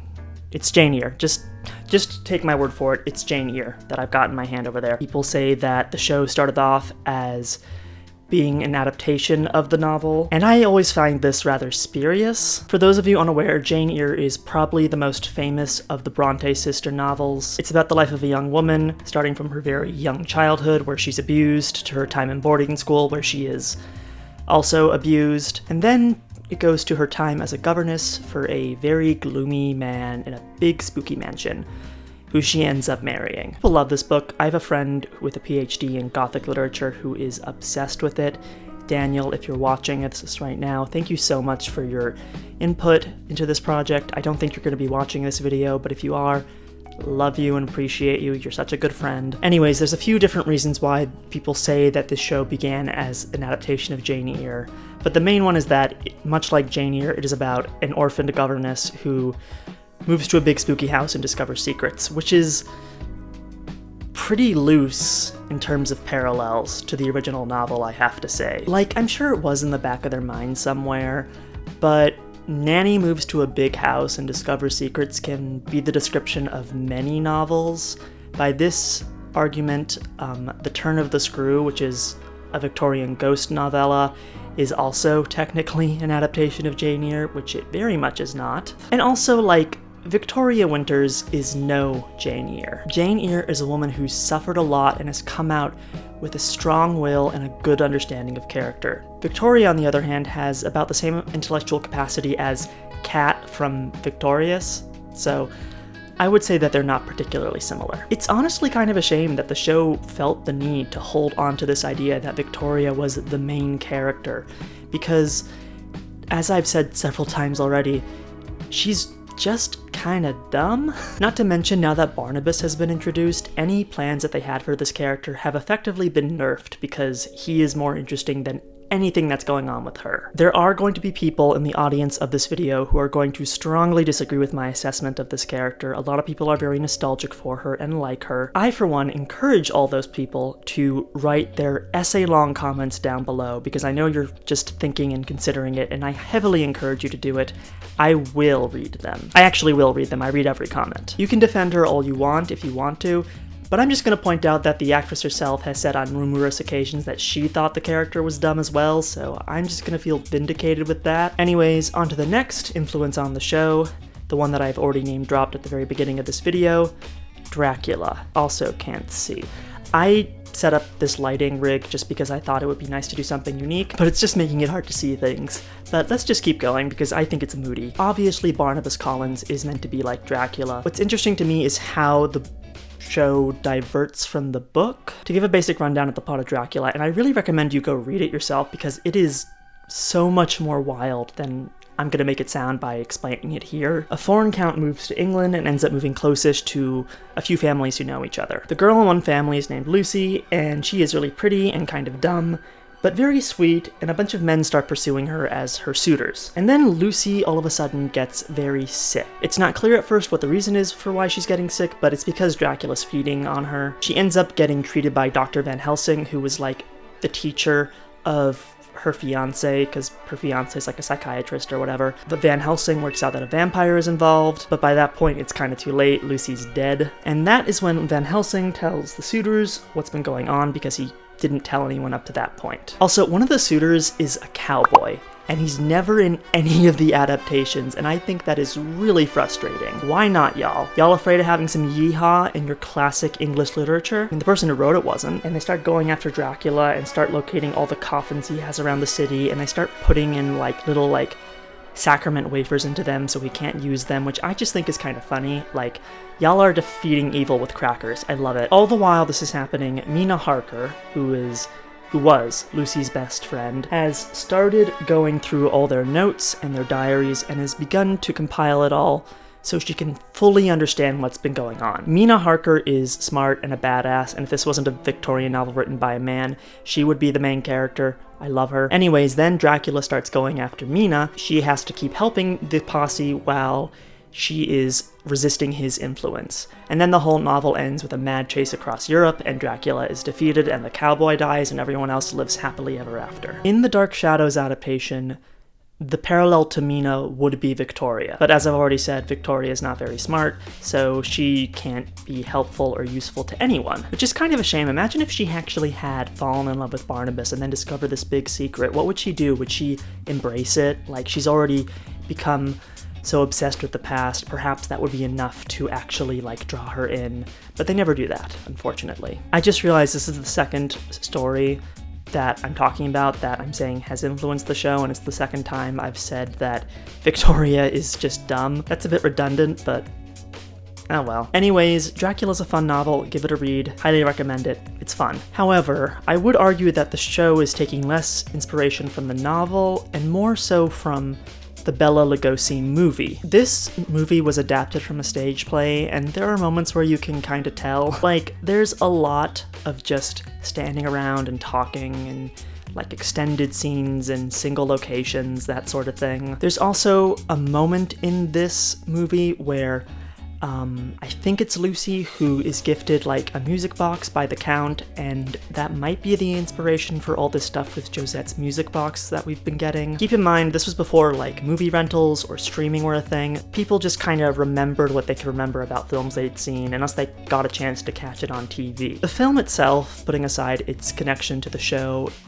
is interesting. Your mileage may vary when it comes to Bela Lugosi's portrayal of the Count, because it's been parodied so much, it's hard to take seriously, but I can see why it was memorable. He just seems kinda strange and off. Like, just look at the way he stares at people. Regardless of what you think of the movie, it was very popular at the time, and it did eventually lead to a sequel. That sequel, in some ways, has even more of an influence on Dark Shadows than Dracula itself. This sequel was called Dracula's Daughter, released in 1935. In many ways, this is just a retread of the plot of the original movie, but it does make some changes that I think are kind of interesting. The main draw is the daughter herself.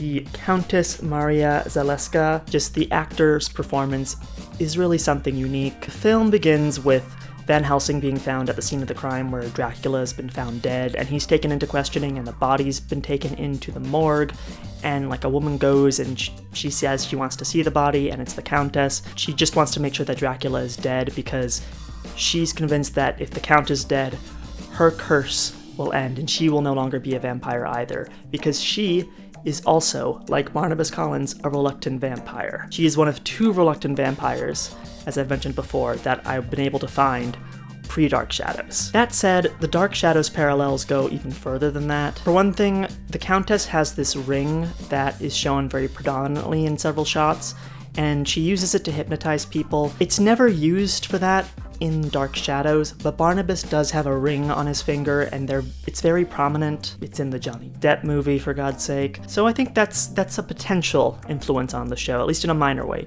But the bigger thing is kind of what the Countess's larger goal is in this movie. The Countess ends up meeting a psychiatrist who she believes will be able to cure her, because I guess she thinks that her vampirism is somehow psychological.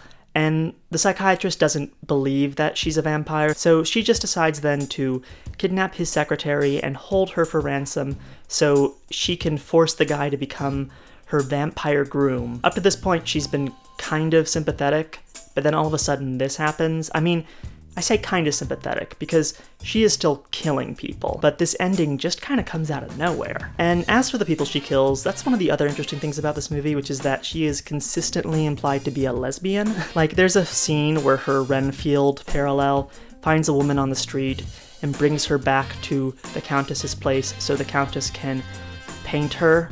And before she even bites this woman, she has her take her top off, and then we cut away and she gets attacked. It's very sapphic in nature.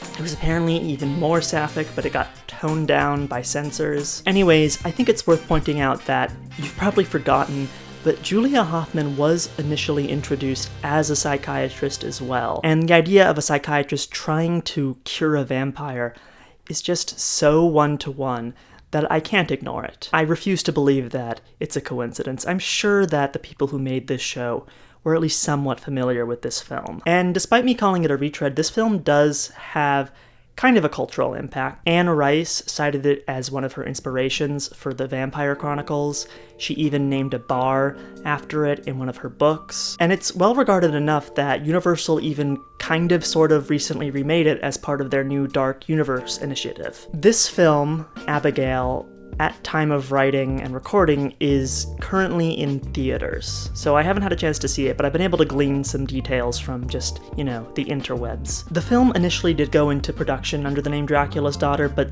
things really deviated after a point. And, I think that this film looks interesting, but I also think this is reflective of just how badly the Universal monster movie remakes have been messing things up for quite a while. They all feel kind of embarrassed by the movies they're adapted from. There's no feeling of love or understanding of the originals, and I think that is fundamentally what is making these movies fail. Although Abigail is doing pretty well, all things considered. It's like it's more of a horror comedy than outright horror, so I'm sure it's good. It's just kind of sad that a remake of a decently well-liked Universal movie got completely transformed to a point where it's hardly even recognizable. This digression, I feel, has gone on for far too long, so let's move on to my last example of an influence on Dark Shadows, and that is the Victorian and petty dreadful Varney the Vampire. Varney the Vampire was a weekly serial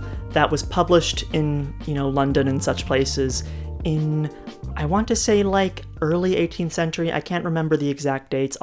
Also, I meant 19th century, not 18th. There's no need for me to go back and refilm that. Don't bother refilming it. We're just gonna go with that. It's very hard to find this story in full, mostly because it lasted for several years and by the end had over 200 chapters. Usually, published versions of it only have the first 90. And to be perfectly honest, the continuity of the story is all over the place. It opens with a guy coming to the house of some supposed relatives, and he claims he's a long-lost relation of theirs, and he uses a painting in their house as proof because he looks exactly like the guy in the painting. Sound familiar? I would hope so. Anyways, at some point after that, I guess the writer decided for a moment that maybe Varney, the titular vampire, was not going to be a literal vampire, so he completely retcons the story. So Varney is now the siblings who are living in this house's like long-lost father who they thought was dead. But then he changes his mind again and goes back to the blood-sucking vampire thing. It's very erratic.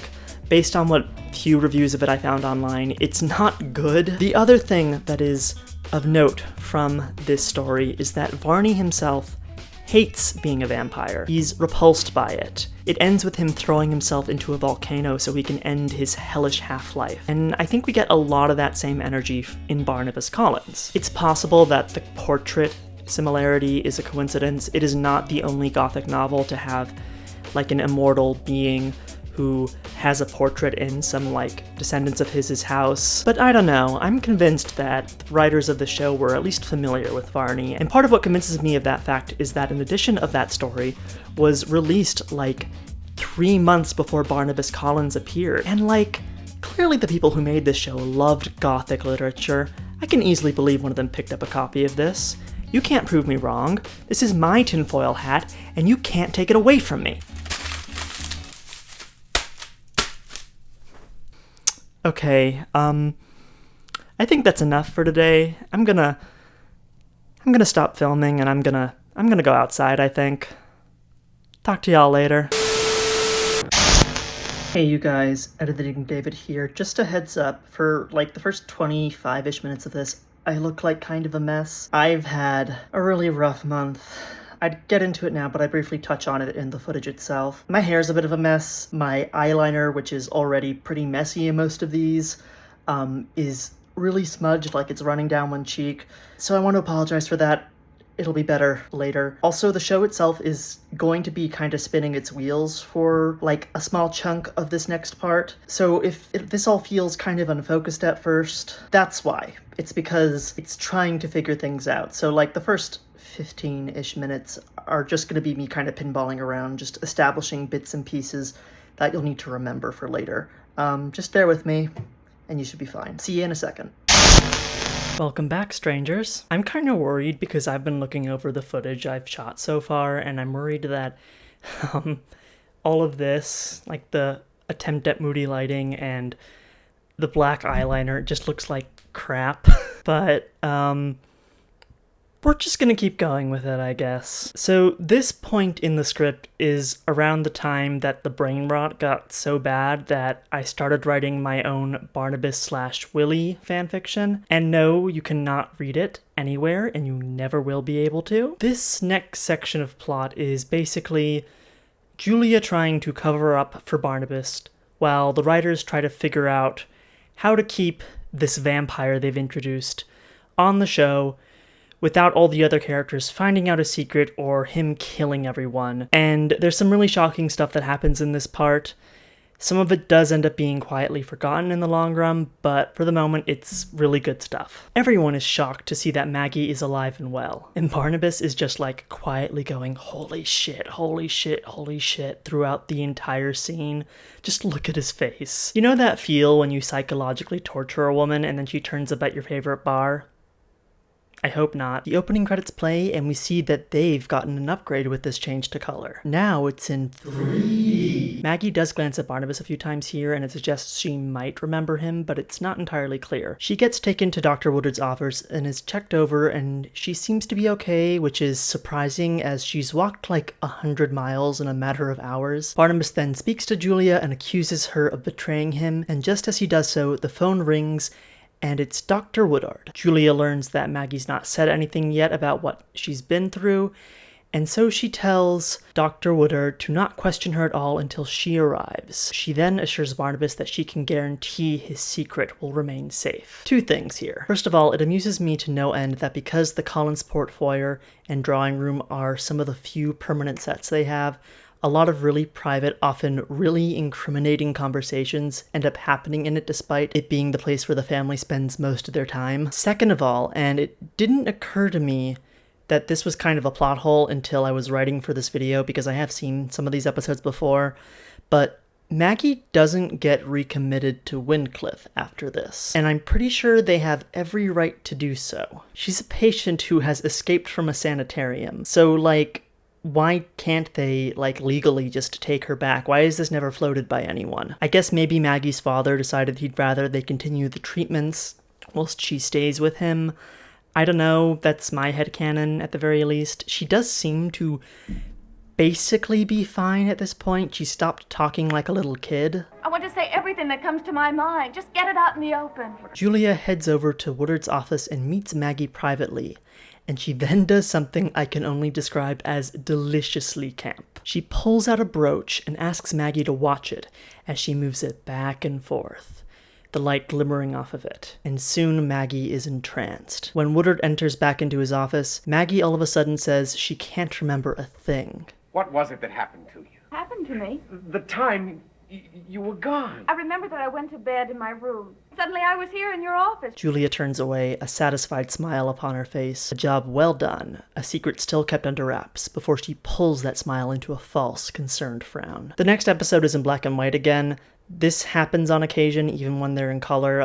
The only version of it that we have for archival purposes is still in black and white. There's a lot of them early on especially, but don't worry, they'll start to fade out eventually. Woodard is shocked about what's just happened to Maggie, and Julia, like a boss, dodges his questions. What exactly did she say to you when you were alone with her? She was terribly frightened, and I had to calm her down. And Woodard accepts her excuses. She's playing them all like a fiddle. It's amazing. She then returns to the old house and informs Barnabas of what she's done. Barnabas wants to learn how long this will last, and she says she's arranged things so she will continue to visit Maggie to keep her in this state of amnesia for the foreseeable future. I don't think we actually ever see her do this again, though. So for all intents and purposes, this is basically permanent. Maggie does get her memory back of the time she was missing more than once over the course of this franchise, but for the sake of this video, this is permanent. Barnabas is shocked at the lengths Dr. Hoffman is willing to go through so she can conduct her treatment on him. She says she is willing to do anything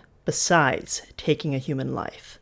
That is the one moral line she will not cross. She then lights her cigarette from a candelabra, which I think is pretty damn suave. She then says that she doesn't want any harm to come to Maggie, and if anything happens to her, she'll expose Barnabas. She leaves, and as the rooster crows outside, signaling it's almost dawn, Barnabas turns to the middle distance and proclaims that Maggie Evans is safe, but only for now. Tomorrow night, she must die. We have some nice reunion scenes between Maggie and Joe Haskell, who I still think is pretty hot, and who is making me wish I'd written Barnabas and Joe Slash instead of Barnabas and Willie. Maggie, overall, seems to be back to her normal, friendly, talkative self. It's kind of jarring after the hell she's been put through of late. Sam's worried, though, as now that the town knows Maggie is alive, the kidnapper who was responsible for all this may try and go after her again. But Maggie says she refuses to live in fear. I intend to pick up my life exactly where I left it. Then Sarah shows up, and obviously Maggie doesn't remember her, and she apologizes to her, saying her memory's not been what it once was of late. They play catch again, and Sarah starts to sing London Bridge is Falling Down again, which is kind of her theme song. Like, she's always singing it. In fact, oftentimes the soundtrack will just use a recorder cover of the song as like her theme whenever she turns up, or it's implied that she's like a presence in the room. It's like one of her weird ghosty tics. Then Barnabas turns up and quizzes Sam, trying to ascertain if what Julia said was true. Sam confirms that Maggie doesn't seem to remember anything or anyone who might have been involved in any of this. Barnabas even ends up talking to her, and she does not recognize him as the villain who kidnapped her earlier either. But despite this fact, Barnabas still feels she is too much of a threat and creeps in after she goes to sleep, intending to kill. But then he hears a voice. London Bridge is falling down. London Bridge is falling down. He seems to recognize this voice, and it disturbs him so much he ends up leaving without doing the dirty deed he planned. It's almost like he knows this little girl. I wonder how. Actually, I'm really curious if anyone's figured it out who's watching this. I'm about to reveal it in like 50 seconds.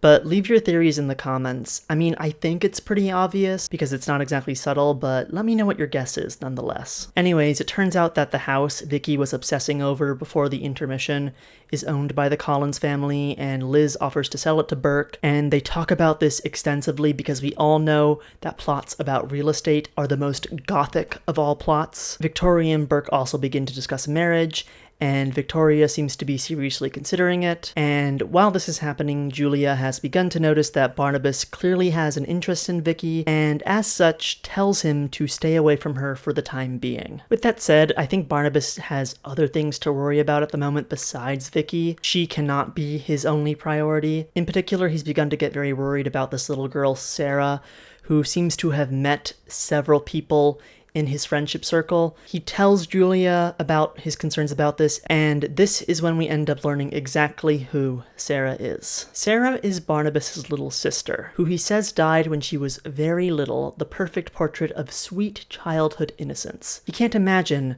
how she too has returned from the dead like he has. Julia then suggests that perhaps somehow it was Barnabas himself who brought her back. Perhaps, she speculates, she somehow symbolizes the side of himself he has lost. Anyways, then Burke begins investigating Barnabas as he's grown very suspicious of him, though he doesn't get far in figuring out anything that's going on with him.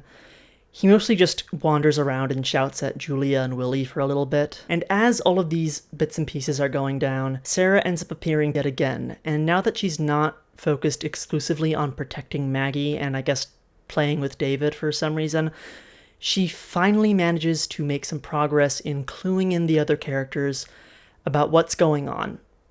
Sort of. She ends up leaving, like, her bonnet somewhere, and Victoria finds it. Victoria also says that the bonnet looks brand new, which, make of that what you will. Anyways, then Burke is told by Victoria to stop looking into Barnabas's background because she will call off the wedding, because she does care about Barnabas. And I wish these scenes were a bit more dramatic because there's the bones of a decent love triangle here, but it's just kind of hard to get invested when you don't really want her to end up with either of these guys. Burke has every right to be suspicious as well, and Victoria is not really making her feelings about how she feels about Barnabas or about Burke very clear. Anyways, Carolyn and David are planning to take a trip to Bangor together and have decided to color coordinate their outfits with the inside of the house in order to celebrate their cousin's day out. And this is when Sam and Joe show up as they want to talk to David about Sarah. He is not particularly helpful as he doesn't know who the girl is or where she lives or anything, but he says that she often hangs out in the woods around the property, so Sam and Joe go to the woods around the property, and we get an example of the new and really janky, even for the time, green screened technology the show has just begun to experiment with. It eventually gets better than this, but it's really rough in these early episodes, and it never gets good. The green screen always looks kinda off. They end up talking to Julia after searching for Sarah, and Sam accuses her of withholding information, and as usual, like the bad bitch she is, Julia dodges the question. Mr. Evans, your daughter's mystery is a vast, complex puzzle full of many, many small pieces. These pieces must be collected in any way possible, however unorthodox it might seem. Anyways, Sarah ends up leaving a doll with Maggie as another clue, which I guess means she technically now has 2 of her dolls because she had one with her when she was found on the beach. But then she ends up showing David the secret room in the mausoleum, which he then gets trapped in, and the town goes into a panic over his disappearance. As the search for David rages on, Dr. Woodard manages to analyze the doll and realizes that it's over 100 years old, so he seems to be getting somewhere, the silly little guy. He's doing his best. His best is not good enough. I still hate him, but you know, he's trying. Also, I'm not sure how Woodard dates this or how he has the knowledge to do this in the first place because he's a medical doctor. He can't be using carbon dating, I don't think. I took several archaeology courses in college as they were requirements for my anthro degree, and I did not like any of them. But the one thing I remember is that carbon dating only works in units of, I want to say, 500 years. If that's wrong, or there's another way to date stuff that I'm not thinking of, please do sound off in the comments. Maybe this time I'll retain the information, but right now I'm just kind of sitting here wondering how he worked out this doll's age. I want to take a moment to pause this scene to point out a prop in it that's appeared before but I've not mentioned, that being the Collinsport Afghan. So Dark Shadows fans love to really play spot the prop to see like what pieces of furniture and minutia are used to fill in several scenes in varying episodes.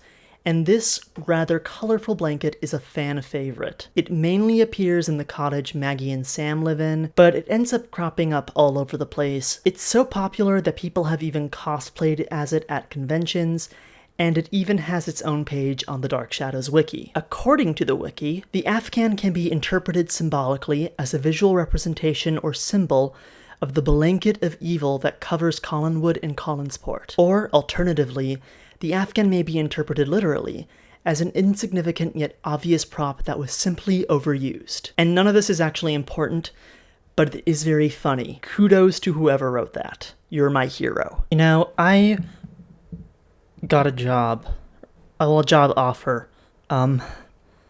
like last week, and this week was the training week, and for some reason, I was pulled in by a manager at the end of my shift yesterday and told that I was not a good fit after less than a week of me in this new position. And I'm like looking at myself right now and I look like kind of a mess. I hope you all are enjoying yourselves. I hope that you're having fun, because this is just... I'm having a rough time. You know, I'm just having a rough time, and you know what? We're gonna get back to the recap now. You don't need to hear about this. Elsewhere, Willie and Julia are worried about something else entirely. Mainly, they're worried that Barnabas may think that David knows too much, and as such, David's life may be at stake. The reason why Barnabas is worried that David knows too much is because Sarah's appeared to him a lot, and he is constantly talking about her like he's really good friends with her. This other drama about David being trapped in the mausoleum is then resolved fairly quickly. Sarah appears to David, helps him get out of the secret room. He runs right into Barnabas, who acts really threatening towards him, and then Burke shows up and acts all protective to David. Barnabas spends several episodes plotting to kill a 10-year-old boy, and thankfully he never gets around to it, though he does try. At one point, when he's still considering killing David, he ends up showing Julia the secret room in the mausoleum as well, because this is the kind of show where people just hang out in secret rooms in crypts. Whilst there, he ends up telling Julia about how his own father, Joshua, chained him into a coffin in this room, and he was forced to lay there inside of it for over 100 years. For 100 years, I lay trapped in this room. But for Willie, I might have stayed here through all eternity. At the same time he is telling her about this, Sam and Dr. Woodard, who have begun to suspect that Sarah may somehow be supernatural, come into the mausoleum as well. They examine the tomb and come to the conclusion that Sarah must be a ghost. It took them much longer than it took Julia to, just saying. And of course, they have this conversation about how she might be a ghost still in the mausoleum, whilst Barnabas and Julia are in the secret room and can hear them. And this convinces Barnabas even more so that David could be a threat to him. Julia and Barnabas start to argue, and he angrily grabs Julia by the throat, threatening to kill her. He does this a lot in this period as well. This is like the third or fourth time since this video started that he has grabbed Julia by the throat. And like, Jesus Christ, my dude, just calm down. Take some, like, calming breaths. There's like a really good grounding exercise my therapist has me do. Learn it. It would be really good for you. Julia then says that if David is killed, it will lead to a bigger investigation, and that will lead to a greater chance of Barnabas' exposure. The conversation they're having moves on to Sarah, and Barnabas is baffled because he can't seem to understand why Sarah seems to be trying to harm him. Can't believe that Sarah would have done anything to betray me. You must find Sarah and persuade her not to tell David any more of your secrets. I've tried to find Sarah, but she won't come to me. Well, try again. Little David has seen her and talked to her and played with her. Vicky saw her at the head of the stairs. Even Willie saw her and talked to her. Why won't she appear for me? I am her brother. She knows how much I love her. Why does she reject me? Despite everything he's done, he genuinely cannot understand why she would be leaving clues around and trying to teach people about what his nature actually is. And it is such an interesting contrasting character. Barnabas legitimately cannot understand why Sarah would do this to him because he is just so selfish and he is so awful and he cannot connect the dots to his behavior being the reason why she is doing all of this and avoiding him. But at the same time, the anguish he feels about being unable to see his sister, who he did actually love, seems very real, at least to him. And there's a strange tragedy to that alongside his monstrosity. After this conversation, Julia manages to appease Barnabas's worries about David for now, which is good because immediately after this, he has something new to worry about entirely. Dr. Woodard has come up with a new plan to try and lure out Maggie's kidnapper. He decides to lie about her memory coming back in hopes that the criminal will come to her house to kill her, and there will be cops hiding nearby who will then grab the criminal and arrest them. I'm a bit lost on this because he's begun to theorize that whatever's responsible was supernatural in nature, so I'm not sure why he'd risk Maggie's life like this, but putting that aside, this is probably the only good idea he's come up with since he was introduced in the show, so I guess I'll give him a pass. As this rumor is spread throughout the town, David has a freaky dream as he's still afraid of Barnabas, and I only bring this up so I can share this wonderfully out there green screen effect.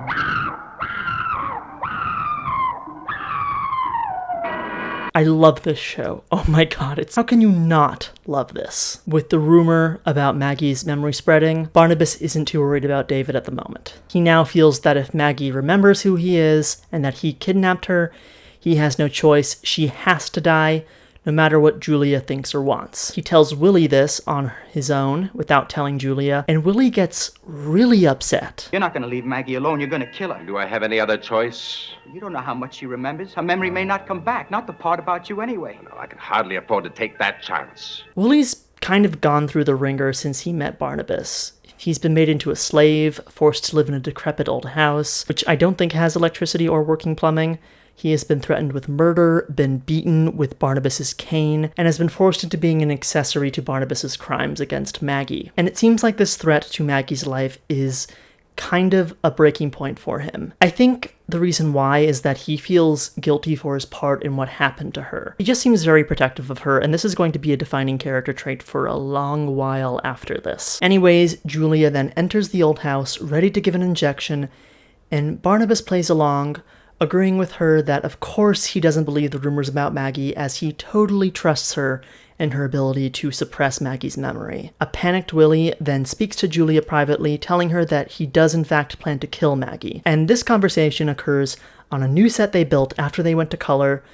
I should have mentioned it earlier, and it's the Collinwood Terrace. It is a very moody and colorful set. I really like it, except for the very plastic-looking fountain in the center of it, which I find unbearably distracting. Julia is shocked and decides she must confront Barnabas about this, and Barnabas plays innocent. And this is when Julia mentions something that guarantees he will stay put and not harm Maggie. If you kill Maggie Evans, you'll be revealed for what you are and destroyed. Recently, I gave a letter to a trusted friend. That letter is to be turned over to the authorities in the event of my death or the death of Maggie Evans. That letter contains a full and detailed account of who and what you are. She's totally lying about this, by the way, but it does convince Barnabas to not go after Maggie. Unfortunately, Willie didn't get the memo about Barnabas changing his mind, and the thought of Maggie getting killed is just too much for him to bear, and he sets out on his own, rushing down to Collinsport in hopes of telling Maggie that her life's in danger. And you know, he was a scoundrel before he was bitten, but weirdly ever since that day, I feel like he's become a much nicer guy than he was before that. Anyways, then Maggie sees his shadow in the window after waking up, and she screams. And then someone bangs a sheet of metal in the studio a bunch, which is supposed to sound like gunshots. Because the police have seen Willie, and they've fired at will. Pun intended. The police, Maggie, Joe, and well, everyone is shocked to see that the man who they think came for Maggie was Willie Loomis, who is now in critical condition and in a coma. His back, according to the sheriff, is filled with bullets. Everyone's shocked because they now all think that Willie was the kidnapper, and several people point to the fact he was an associate of Jason McGuire before he started working for Barnabas, and as such has had a criminal past as being the reason why he might do this. The sheriff heads over to the old house to tell Barnabas all of this because he was Willie's former employer, and he plays dumb and acts shocked that he employed such a monstrous scoundrel. A monstrous scoundrel. Keep all of that in, David. Willie is then sent to the hospital, and Julia and Barnabas plant one of Maggie's rings, which I guess she lost during her imprisonment at some point, in his room in the old house, and lets the police search it, which incriminates him further. Meanwhile, Willie's condition is looking really bad, and it seems like in all likelihood he'll be in a coma for the rest of his life, which kind of works out splendidly for the two of them, I suppose. He does eventually wake up from this coma, but after having done so, he has gone completely insane. Is it dark? Don't let it be dark. I'm afraid. I know! And, as such, under the direction of the esteemed Dr. Julia Hoffman, he ends up being instituted at Wyncliffe. His transformation into Renfield now complete. And I want us to, take a moment to sit with this moment, because I'm rushing through it, but this is messed up. Barnabas has done some pretty cool and brutal things, and so I'm not too surprised that he's gone this far, but for Julia, this feels like a big step in what she's willing to do. Yeah, she has hypnotized Maggie and has suppressed her memories, but she could probably justify that to herself as helping her in some way because she seems to have become very stable now that she's forgotten. I'm not saying that I personally agree with that, but that's probably what Julia would say, and that's probably what she's telling herself. This is just my speculation. But putting that aside, framing Willie after he was shot multiple times is just plain cold. And it's gonna get a whole lot worse in a bit, because Dr. Woodard has finally begun to make some progress in figuring out who's really responsible for all of this, as Sarah has continued to tip him off, as well as other characters about what's really been going on. Mainly, she has continued to appear to David, who has remained afraid of Barnabas. Unfortunately for David, most people around him are now thinking that she is just an imaginary friend or a hallucination. They see no reason for him to be afraid of Barnabas. There's some really good scenes about the family arguing about this, debating about whether or not he should go to military school. It's good, soapy stuff. However, one person, as I've mentioned, is listening to David when nobody else has, and that being Dr. Woodard. Dr. Woodard, who has now reached his final regeneration, ends up meeting Sarah as well, who shows him the secret room in the mausoleum, and this is what really sets him on the right track. He ends up talking to the old gravekeeper from that very first episode ages ago, who tells him that the mausoleum is cursed. Also, they never explain what this gravekeeper's deal is, but I love him. Why does he have records on the Collins family in his office? Why does he dress like he's from several decades in the past? Why is he weird and cryptic? He's a gravekeeper. That's literally the only explanation given or even really needed. Dr. Woodard deduces from those aforementioned family records that Sarah, who he's sure is a ghost, is trying to warn them about the Barnabas Collins that lives in Collinsport today. He's finally begun to suspect that the Barnabas Collins he's met is the same Barnabas Collins who's lived 170 years ago. Congratulations, my dude. High five. He goes and confronts Barnabas about this directly, not explicitly calling him the same person as the original Barnabas Collins, but insinuates that he may still be a threat, because as usual, this man is a dumb ass. Also, there's a really awkward moment in this episode where Barnabas forgets his line and nobody talks for 5 seconds.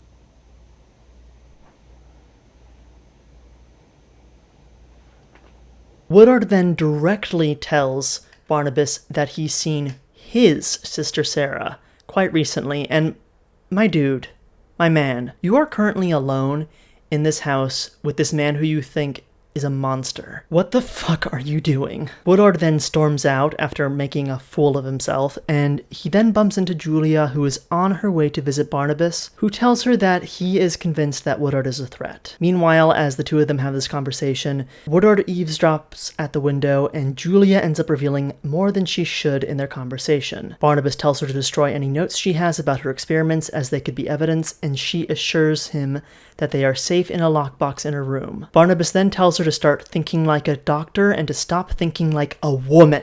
And then she kicks him in the appropriately named ghoulies. She doesn't, but after that comment, she really should have. I'm still experimenting with the lighting. In between filming sessions, I shaved. You guys like the mustache? I'm worried it looks a little creepy and not in a Halloween way. Another thing that happened in between filming sessions is that my Quinton reviews plush arrived. All of this is your fault, you know that? There's going to be a handful of people watching who don't know who the hell this is supposed to be. Don't worry about it, it's fine. Unfortunately for everyone, Woodard heard this entire conversation and knows exactly where to find these notes that Julia has now mentioned. He then has a monologue about Sarah again and how much he cares for her, so we remember that in some ways, this unholy terror does have a heart. Sarah Collins is my sister, and the dearest creature that ever walked this earth. He also ends up complimenting Julia here, which is a nice change of pace from all the threats, saying that she was almost certainly the most genius student in her class at medical school. Julia simpers in response to this and says maybe that's true, but she wasn't taken seriously, probably because she's a woman, which is a nice little dig back at Barnabas and the least of what he deserves after that last comment. Alternatively, I suppose you could interpret it as being like some character work, like she's trying to show them all by making this huge breakthrough in science, but I don't know, it's up to interpretation. I'm not sure if I like that idea that much. Anyways, whilst that interesting conversation is happening, Burke shows up at the house and talks to Vicky, telling her that he's going to be gone for a bit as he'll be on a business trip to South America. This may sound mundane as hell, but the payoff is gonna be funny. To me, in any case. Julia then heads over to Dr. Woodard's office, who pretends that he's lost interest in Sarah, and then quizzes Julia about her obvious interest in Barnabas. He then produces a list of medical supplies that she's requested from someone, and asks if this medical supplies has anything to do with him. And she brushes him off, saying Barnabas has a rare blood disorder she's begun treating, which, in a way, is not actually a lie. Again, I have to ask Woodard, my dude, my hombre. Can I say that? Is that like racist if I use Spanish? Like, what even is the game plan here? What is the end game? Like, you're planning to confront them and then do what? Hope they'll just turn themselves in? Because at present, he's just kind of telling them that he knows what's up. That's bad and is going to get him killed, quite literally. Julia returns to the old house after this and says she also now thinks Woodard is getting too close to the truth. They decide to retrieve her notebook from her bedroom in Collinwood and destroy it, but discover that it's already disappeared. And then Julia makes this face. After they talk to the housekeeper, they hear Woodard had just visited the house, and they quickly put two and two together and realize he has stolen the notebook. And so it begins. This is where Julia Hoffman is forced to the point of no return. This is where her hands become so sullied she can never wash them. This is where her life becomes so enmeshed with Barnabas's that there's no untangling herself. There's no going back after this. And so I'm going to be breaking down these next episodes beat by specific beat, because I now present to you The Murder of Dr. Woodard, a tragedy in 3 episodes. Episode 340 begins, and Barnabas declares that there is no way of deterring him from what he must do. Dr. Woodard has discovered far too much, and as such is a threat, and he must die. And not only that, he says, turning to Julia, looming on her, she is going to help him. She is going to use her medical knowledge to make the death look like an accident. Julia protests, saying she will not take a human life. Barnabas leans in, reminding her that if she doesn't do this, she'll be exposed as well. For the first time, exposure is now a serious threat to both of them. She says she'd be an accessory to murder, and he tells her that she already is an accessory. She retorts, saying she is not responsible for him, and Barnabas rebuts this. She has known about his secret for a while now. Any act of violence he commits, she has some responsibility for, because she is not turning him into the authorities. By the way, if it seems like I'm going really slow through this, I'm going to keep going slow, because this scene, as well as all of these episodes, are really good. Please give this episode and the next one a watch. Realizing Julia is still resisting, Barnabas changes tactics. He tells her that he will gladly do it without her help, but he'll make sure the death Woodard experiences is long, painful, and excruciating, that he will torment Woodard until he begs Barnabas for death. And so she relents. She says there's a way she can make this all look like an accident, with a chemical solution that will kill him instantly and make it seem like he died of heart failure. She has some of the chemical required for this in her lab at the old house. She has a moment, reflecting that doctors are supposed to save lives and not administer death. They return to the old house, and she prepares the injection. She thrusts it into Barnabas's hands, telling him to take it. She never wants to see it again now that she's made it. But Barnabas says no. No. Not at all. She can't wash her hands of this. She will administer the injection herself. Music goes bum bum bum, And we cut to commercial break. Julia begs him, saying she can't do this. Dave Woodard was once a friend. Barnabas stresses the past participle she used in that sentence. He used to be her friend, but now he's a threat. She begs him to let her just talk to Woodard, to let him know that his life is in danger, and if he wants to live, that he needs to keep quiet. Barnabas agrees on the condition that she take the injection with her. She might need it, he says, taunting her. Woodard has been trying to contact the police whilst all this is going on, and I know this is really dramatic, and we're all kind of horrified, or at least are supposed to be horrified. I kind of am. But this man is fucking irritating. I am not gonna miss him. As an audience member, part of me is definitely kind of on their side.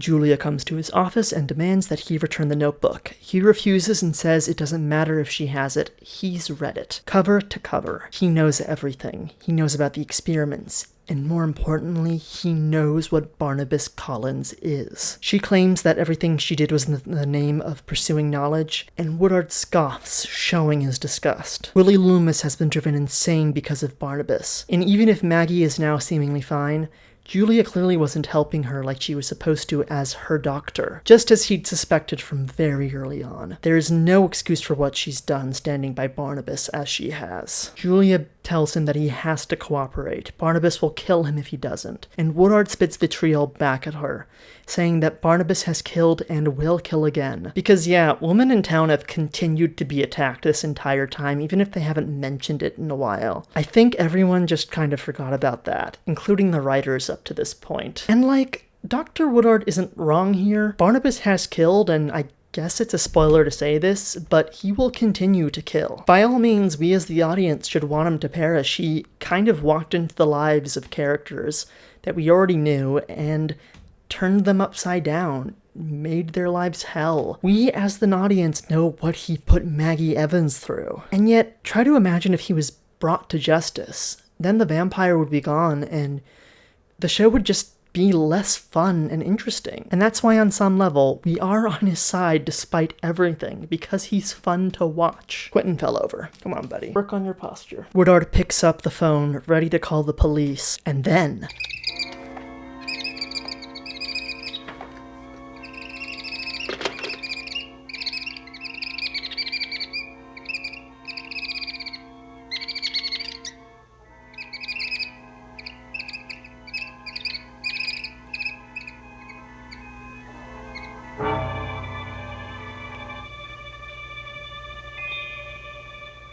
till now, I hoped it was really a nightmare. Now I know it isn't. Consider it a dream from which you will never awaken. Despite the fact that the bat on the string here is really kitschy and the green screen is super wobbly, I gotta say, that's a power move. Barnabas advances on him, ready to kill, and Julia begs Woodard once again to keep quiet, to save himself. Woodard refuses, staring death in the face like the dumbass he is. Because even after he's worked all of this out, he's still not even remotely clever in the way Julia is. He could just say that he agrees to keep the secret, and then just keeps quiet for a bit to bide his time and find a better moment to take on Barnabas. But he doesn't do that. He just keeps blundering about loudly, like an idiot. It's so funny this guy was supposed to be Van Helsing. I mean, you couldn't even keep the same actor for him, and I bet people at the time didn't even notice because he was just so boring. Woodard just keeps ranting and raving, and Barnabas lets him. He seems to relish hearing what this man thinks of him. Woodard says the thought of becoming like Barnabas, to become the undead, which I don't think anyone brought up as an option here, but whatever, is worse than anything he can imagine. He just wishes he could live long enough to see Barnabas die, as he seems to know now that he won't live long enough to see that himself. Barnabas tells Julia to proceed. She prepares the injection, and Woodard lectures her, shocked that the brilliant Dr. Julia Hoffman has come to this. To think of all the lives she could have saved. And then she freezes with the needle in her hand. She says she can't do it. She just can't. Woodard's her friend, and Barnabas proclaims that she no longer has friends. Only him. And Woodard agrees with Barnabas. Barnabas grabs the needle from her hand and prepares to stick it in Woodard's arm himself. But Woodard has the first and only intellectual thought he'll ever have just as he does so. Sarah! Sarah? Where? Hello? There. Stop him! Barnabas is now enraged that he would mock him with the name of his beloved Sarah, and he plunges the needle into Woodard's arm, and he collapses to the ground. As the good doctor dies, Barnabas stares right into his face and proclaims, Loathsome I am and evil. You can mock me for that.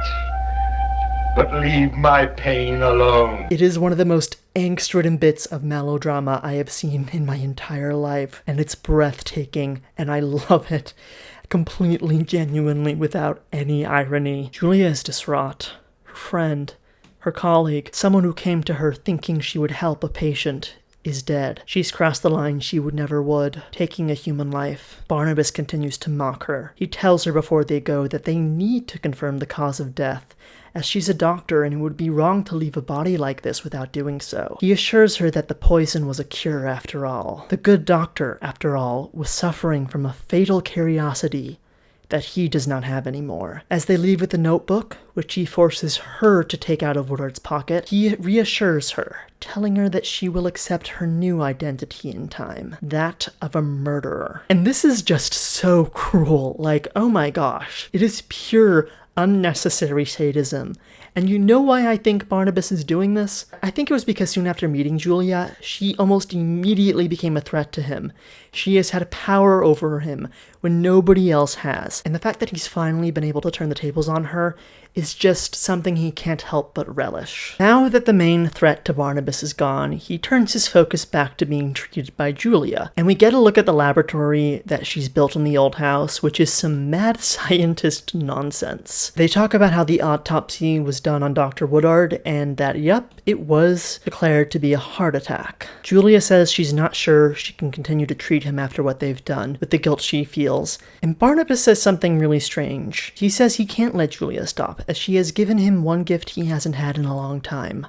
Hope. The hope of being able to love and to not destroy. With Woodard out of the way, Barnabas wants to continue to try to woo Victoria, which you probably forgot about because the last time I mentioned it was about 35 minutes ago. He still wants to try and make Victoria his Josette, and he prepares to speak to her again that night. We cut to a little while later, and Victoria and Burke are arguing on the terrace set about God the hell knows what, and then Barnabas shows up, and after Burke leaves, Victoria and Barnabas talk. As they have this conversation, Julia eavesdrops outside the gate and looks visibly upset. Maybe she's jealous of the attention Barnabas is giving to Victoria. Or maybe she's mad that there's a very visible boom-like shadow on her face for the entirety of this scene. I'm not sure. A little while later, she then washes her face in the plastic fountain, and then she starts to feel a presence, and a figure appears.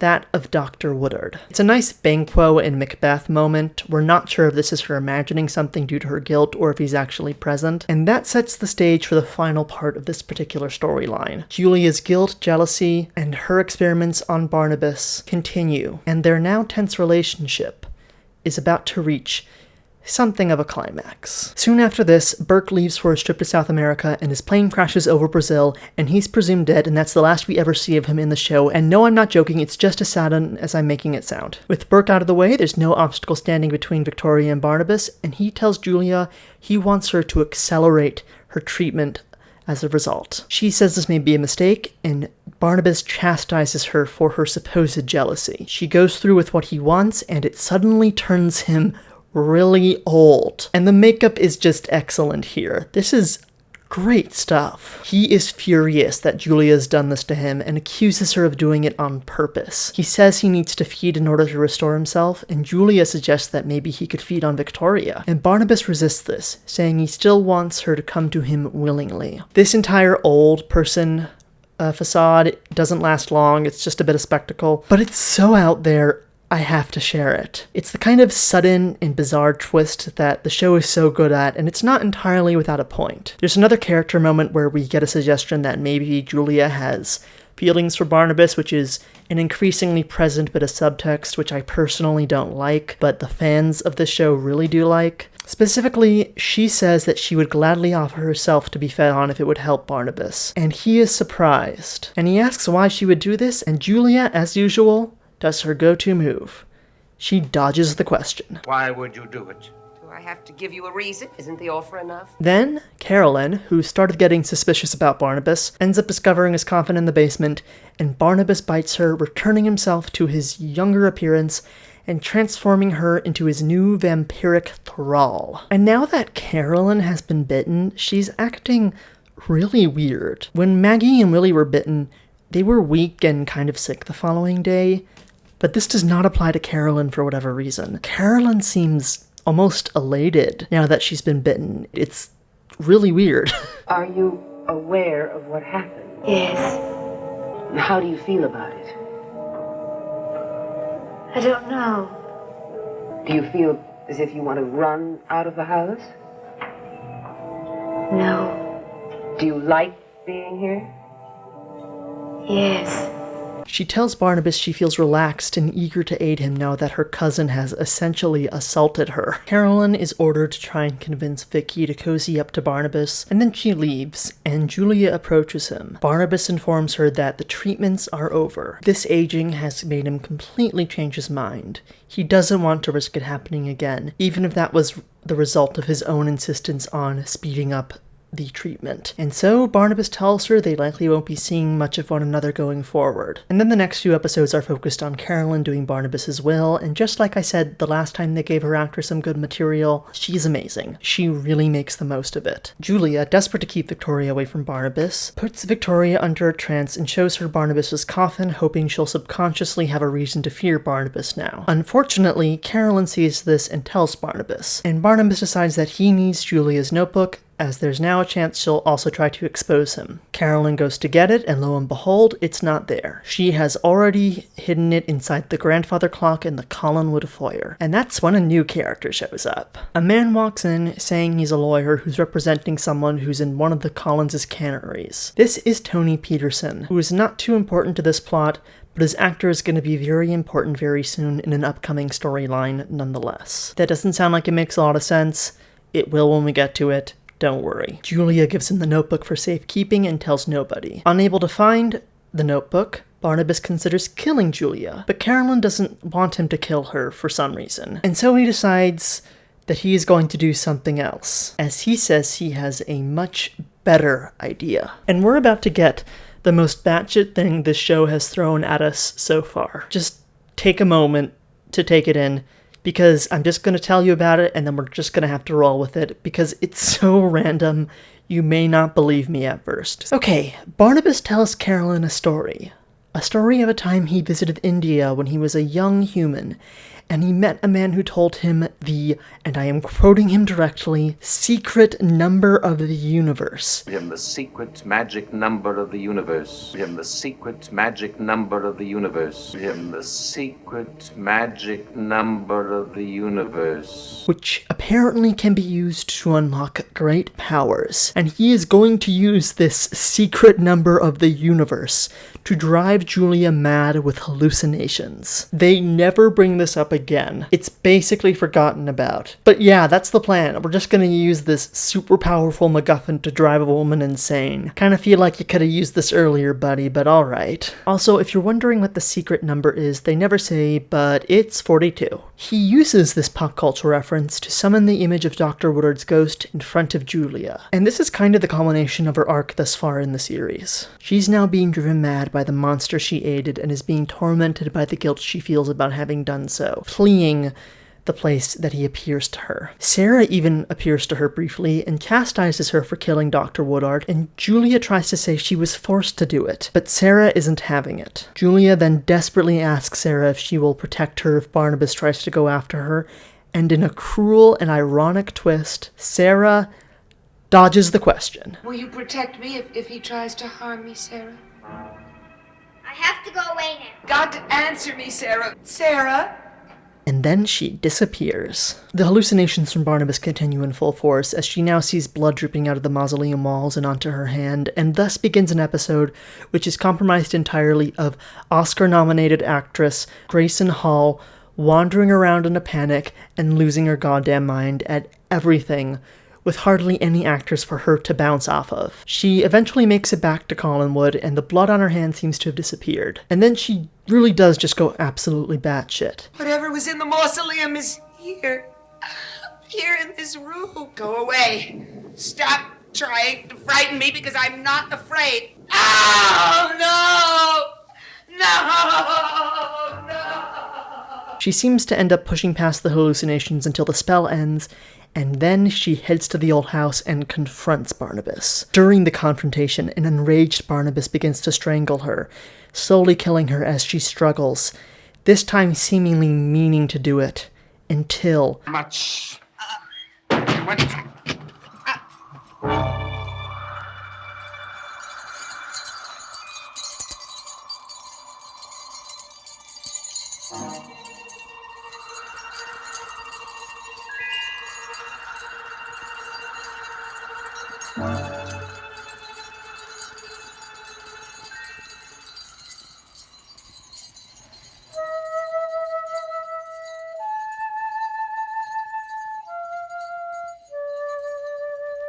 There before him is Sarah, his angel, his perfect symbol of innocence, and he lets go of Julia. He speaks to Sarah, his tone entirely changed. He's ecstatic that she's finally come back to him, but Sarah steps away. She says she's really angry with Barnabas because he's hurt people. Barnabas tries to excuse it, saying he only did it when it was necessary, and she says she knows that's not true.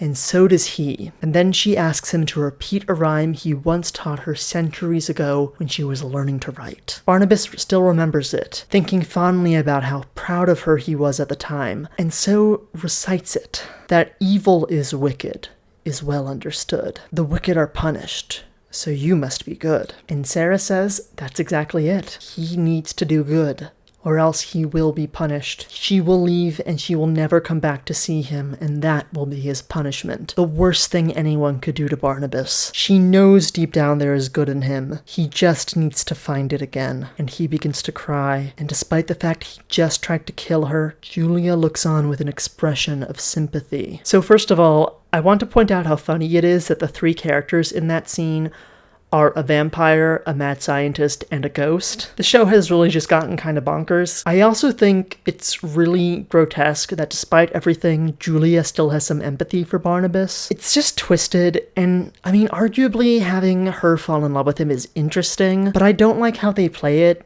It just feels kind of sudden and mildly sexist, to say the least. But putting that aside for a moment, this scene right here, this confrontation between Sarah and Barnabas, this should be the turning point, right? This is where Barnabas is finally confronted by someone he actually cares about, whose opinion actually matters to him. This should be the moment where the redemption should begin. And does it? Will he redeem himself despite all he's done? It's kind of hard to say. As the show goes on, what starts to develop is a weird sort of meta-narrative about how the show itself should approach Barnabas. Is he a tragic hero? Is he a complete villain? They never really settle on one or the other. Currently, though, they really want you to root for him, so there is an air of tragedy to all of this, and they kind of need to lean into that even more so because of how much damage he's done recently. And speaking of how much damage he's done recently, with Carolyn now also knowing the secret, and David being afraid of him, and so much more, the writers have kind of backed themselves into a corner with this plot. And as such, they now decide to drastically change gears and take things in a different direction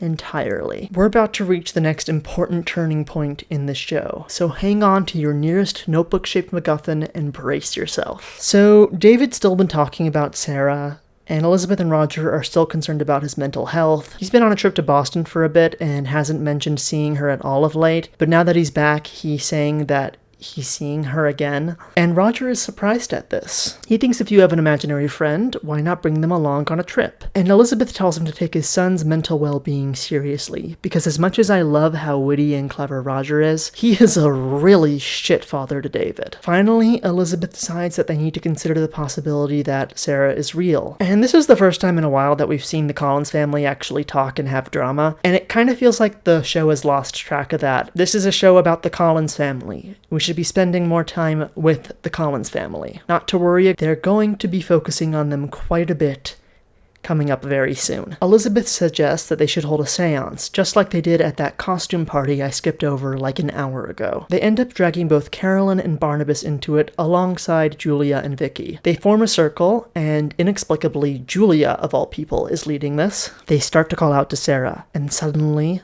the lights go dark. And then Victoria speaks. She says she is Sarah Collins. She asks them why her new governess is late. She wants to meet her. She's even drawn a picture of her. The family tries to ask her about David, and Victoria/Sarah seems to just ignore them, saying that she wants to go to the gate to see her new governess. The carriage will arrive there. Barnabas will take her to the gate. She knows he will. And then she turns to the Barnabas in the room and asks him if he'll still love her after he marries Josette. And everyone is baffled. What the hell is happening? Sarah then proclaims that she needs to tell a story. The story of how it all began. And then Vicky screams and the lights go out. And when the lights go on, she's gone. A woman in strange old-fashioned dress sits in her place. She says her name is Phyllis Wick and she demands to know where she is. When asked why she came, she said she has been hired by Mrs. Collins, which is odd because at present there is no Mrs. Collins. She says she's the new governess who is there to care for young Sarah. We then cut to Vicky, someplace in a forest, who is herself looking at the old house. But it doesn't look so old anymore. It looks to be in much better condition than she has ever seen it before. End of episode. If you think you know where this is going, you're right. Sarah said she wanted to tell us how it all began, and that's exactly what we're going to get. I hope you're ready for a strange and uncertain journey. A journey back to the Collinwood of old, where many secrets and tragedies are waiting to be uncovered. The story, obviously, continues after this point.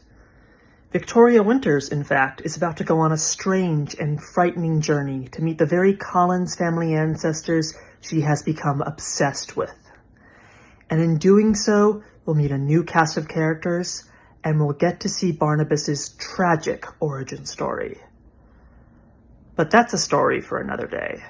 Because I am burnt out. Hey you guys, David from the future here. I really hope you enjoyed this. I have been working on this video for months upon months, and eventually I decided I needed a break. I just had to stop, you know? I've found myself more depressed lately, stressed over the video, constantly worried about it, and on top of that, my motivation to actually complete it has gotten worse and worse, especially as October has gotten closer and closer, with this supposedly being like a Halloween special. Trying to put together such a huge project was something I thought I could do, but I'm not sure I can, at least not within the time crunch I've given myself. Working on something with next to no feedback is honestly really draining. Editing this has been such a struggle, and so I decided to change my plans. Initially, this project was going to be just one video. I was going to talk about everything that we have just seen, and then I was going to talk about this upcoming time travel storyline. But between my exhaustion and the fact that I've gotten behind schedule, I've begun to realize I may not be able to get this thing out in time for Halloween if I stick to making this all one huge video. So I hope this will tide you over until you get part 2. This upcoming storyline is actually one of my favorite arcs from the show, and I think you'll really enjoy it as well. It gets even crazier than this, believe it or not. In the meantime, I want you to engage with this show if it piqued your interest. Draw fan art. Write fan fiction, if you feel so inspired to do so. Maybe watch a handful of episodes. Read up on storylines on the Dark Shadows wiki. It would mean the world to me if this video sparked more interest in this little creaky spook show. And you know what? I am proud of what I've done, even if I kind of failed at what I set out to do, which was to make this huge, 4.5, 5-hour-long video. I have spent ages on this, longer than I've worked on basically anything ever, and I'm proud of myself because of that. Dark Shadows will return in part 2 of this project, either in super late October or early November. Probably early November, and I promise you, it's gonna be a wild time.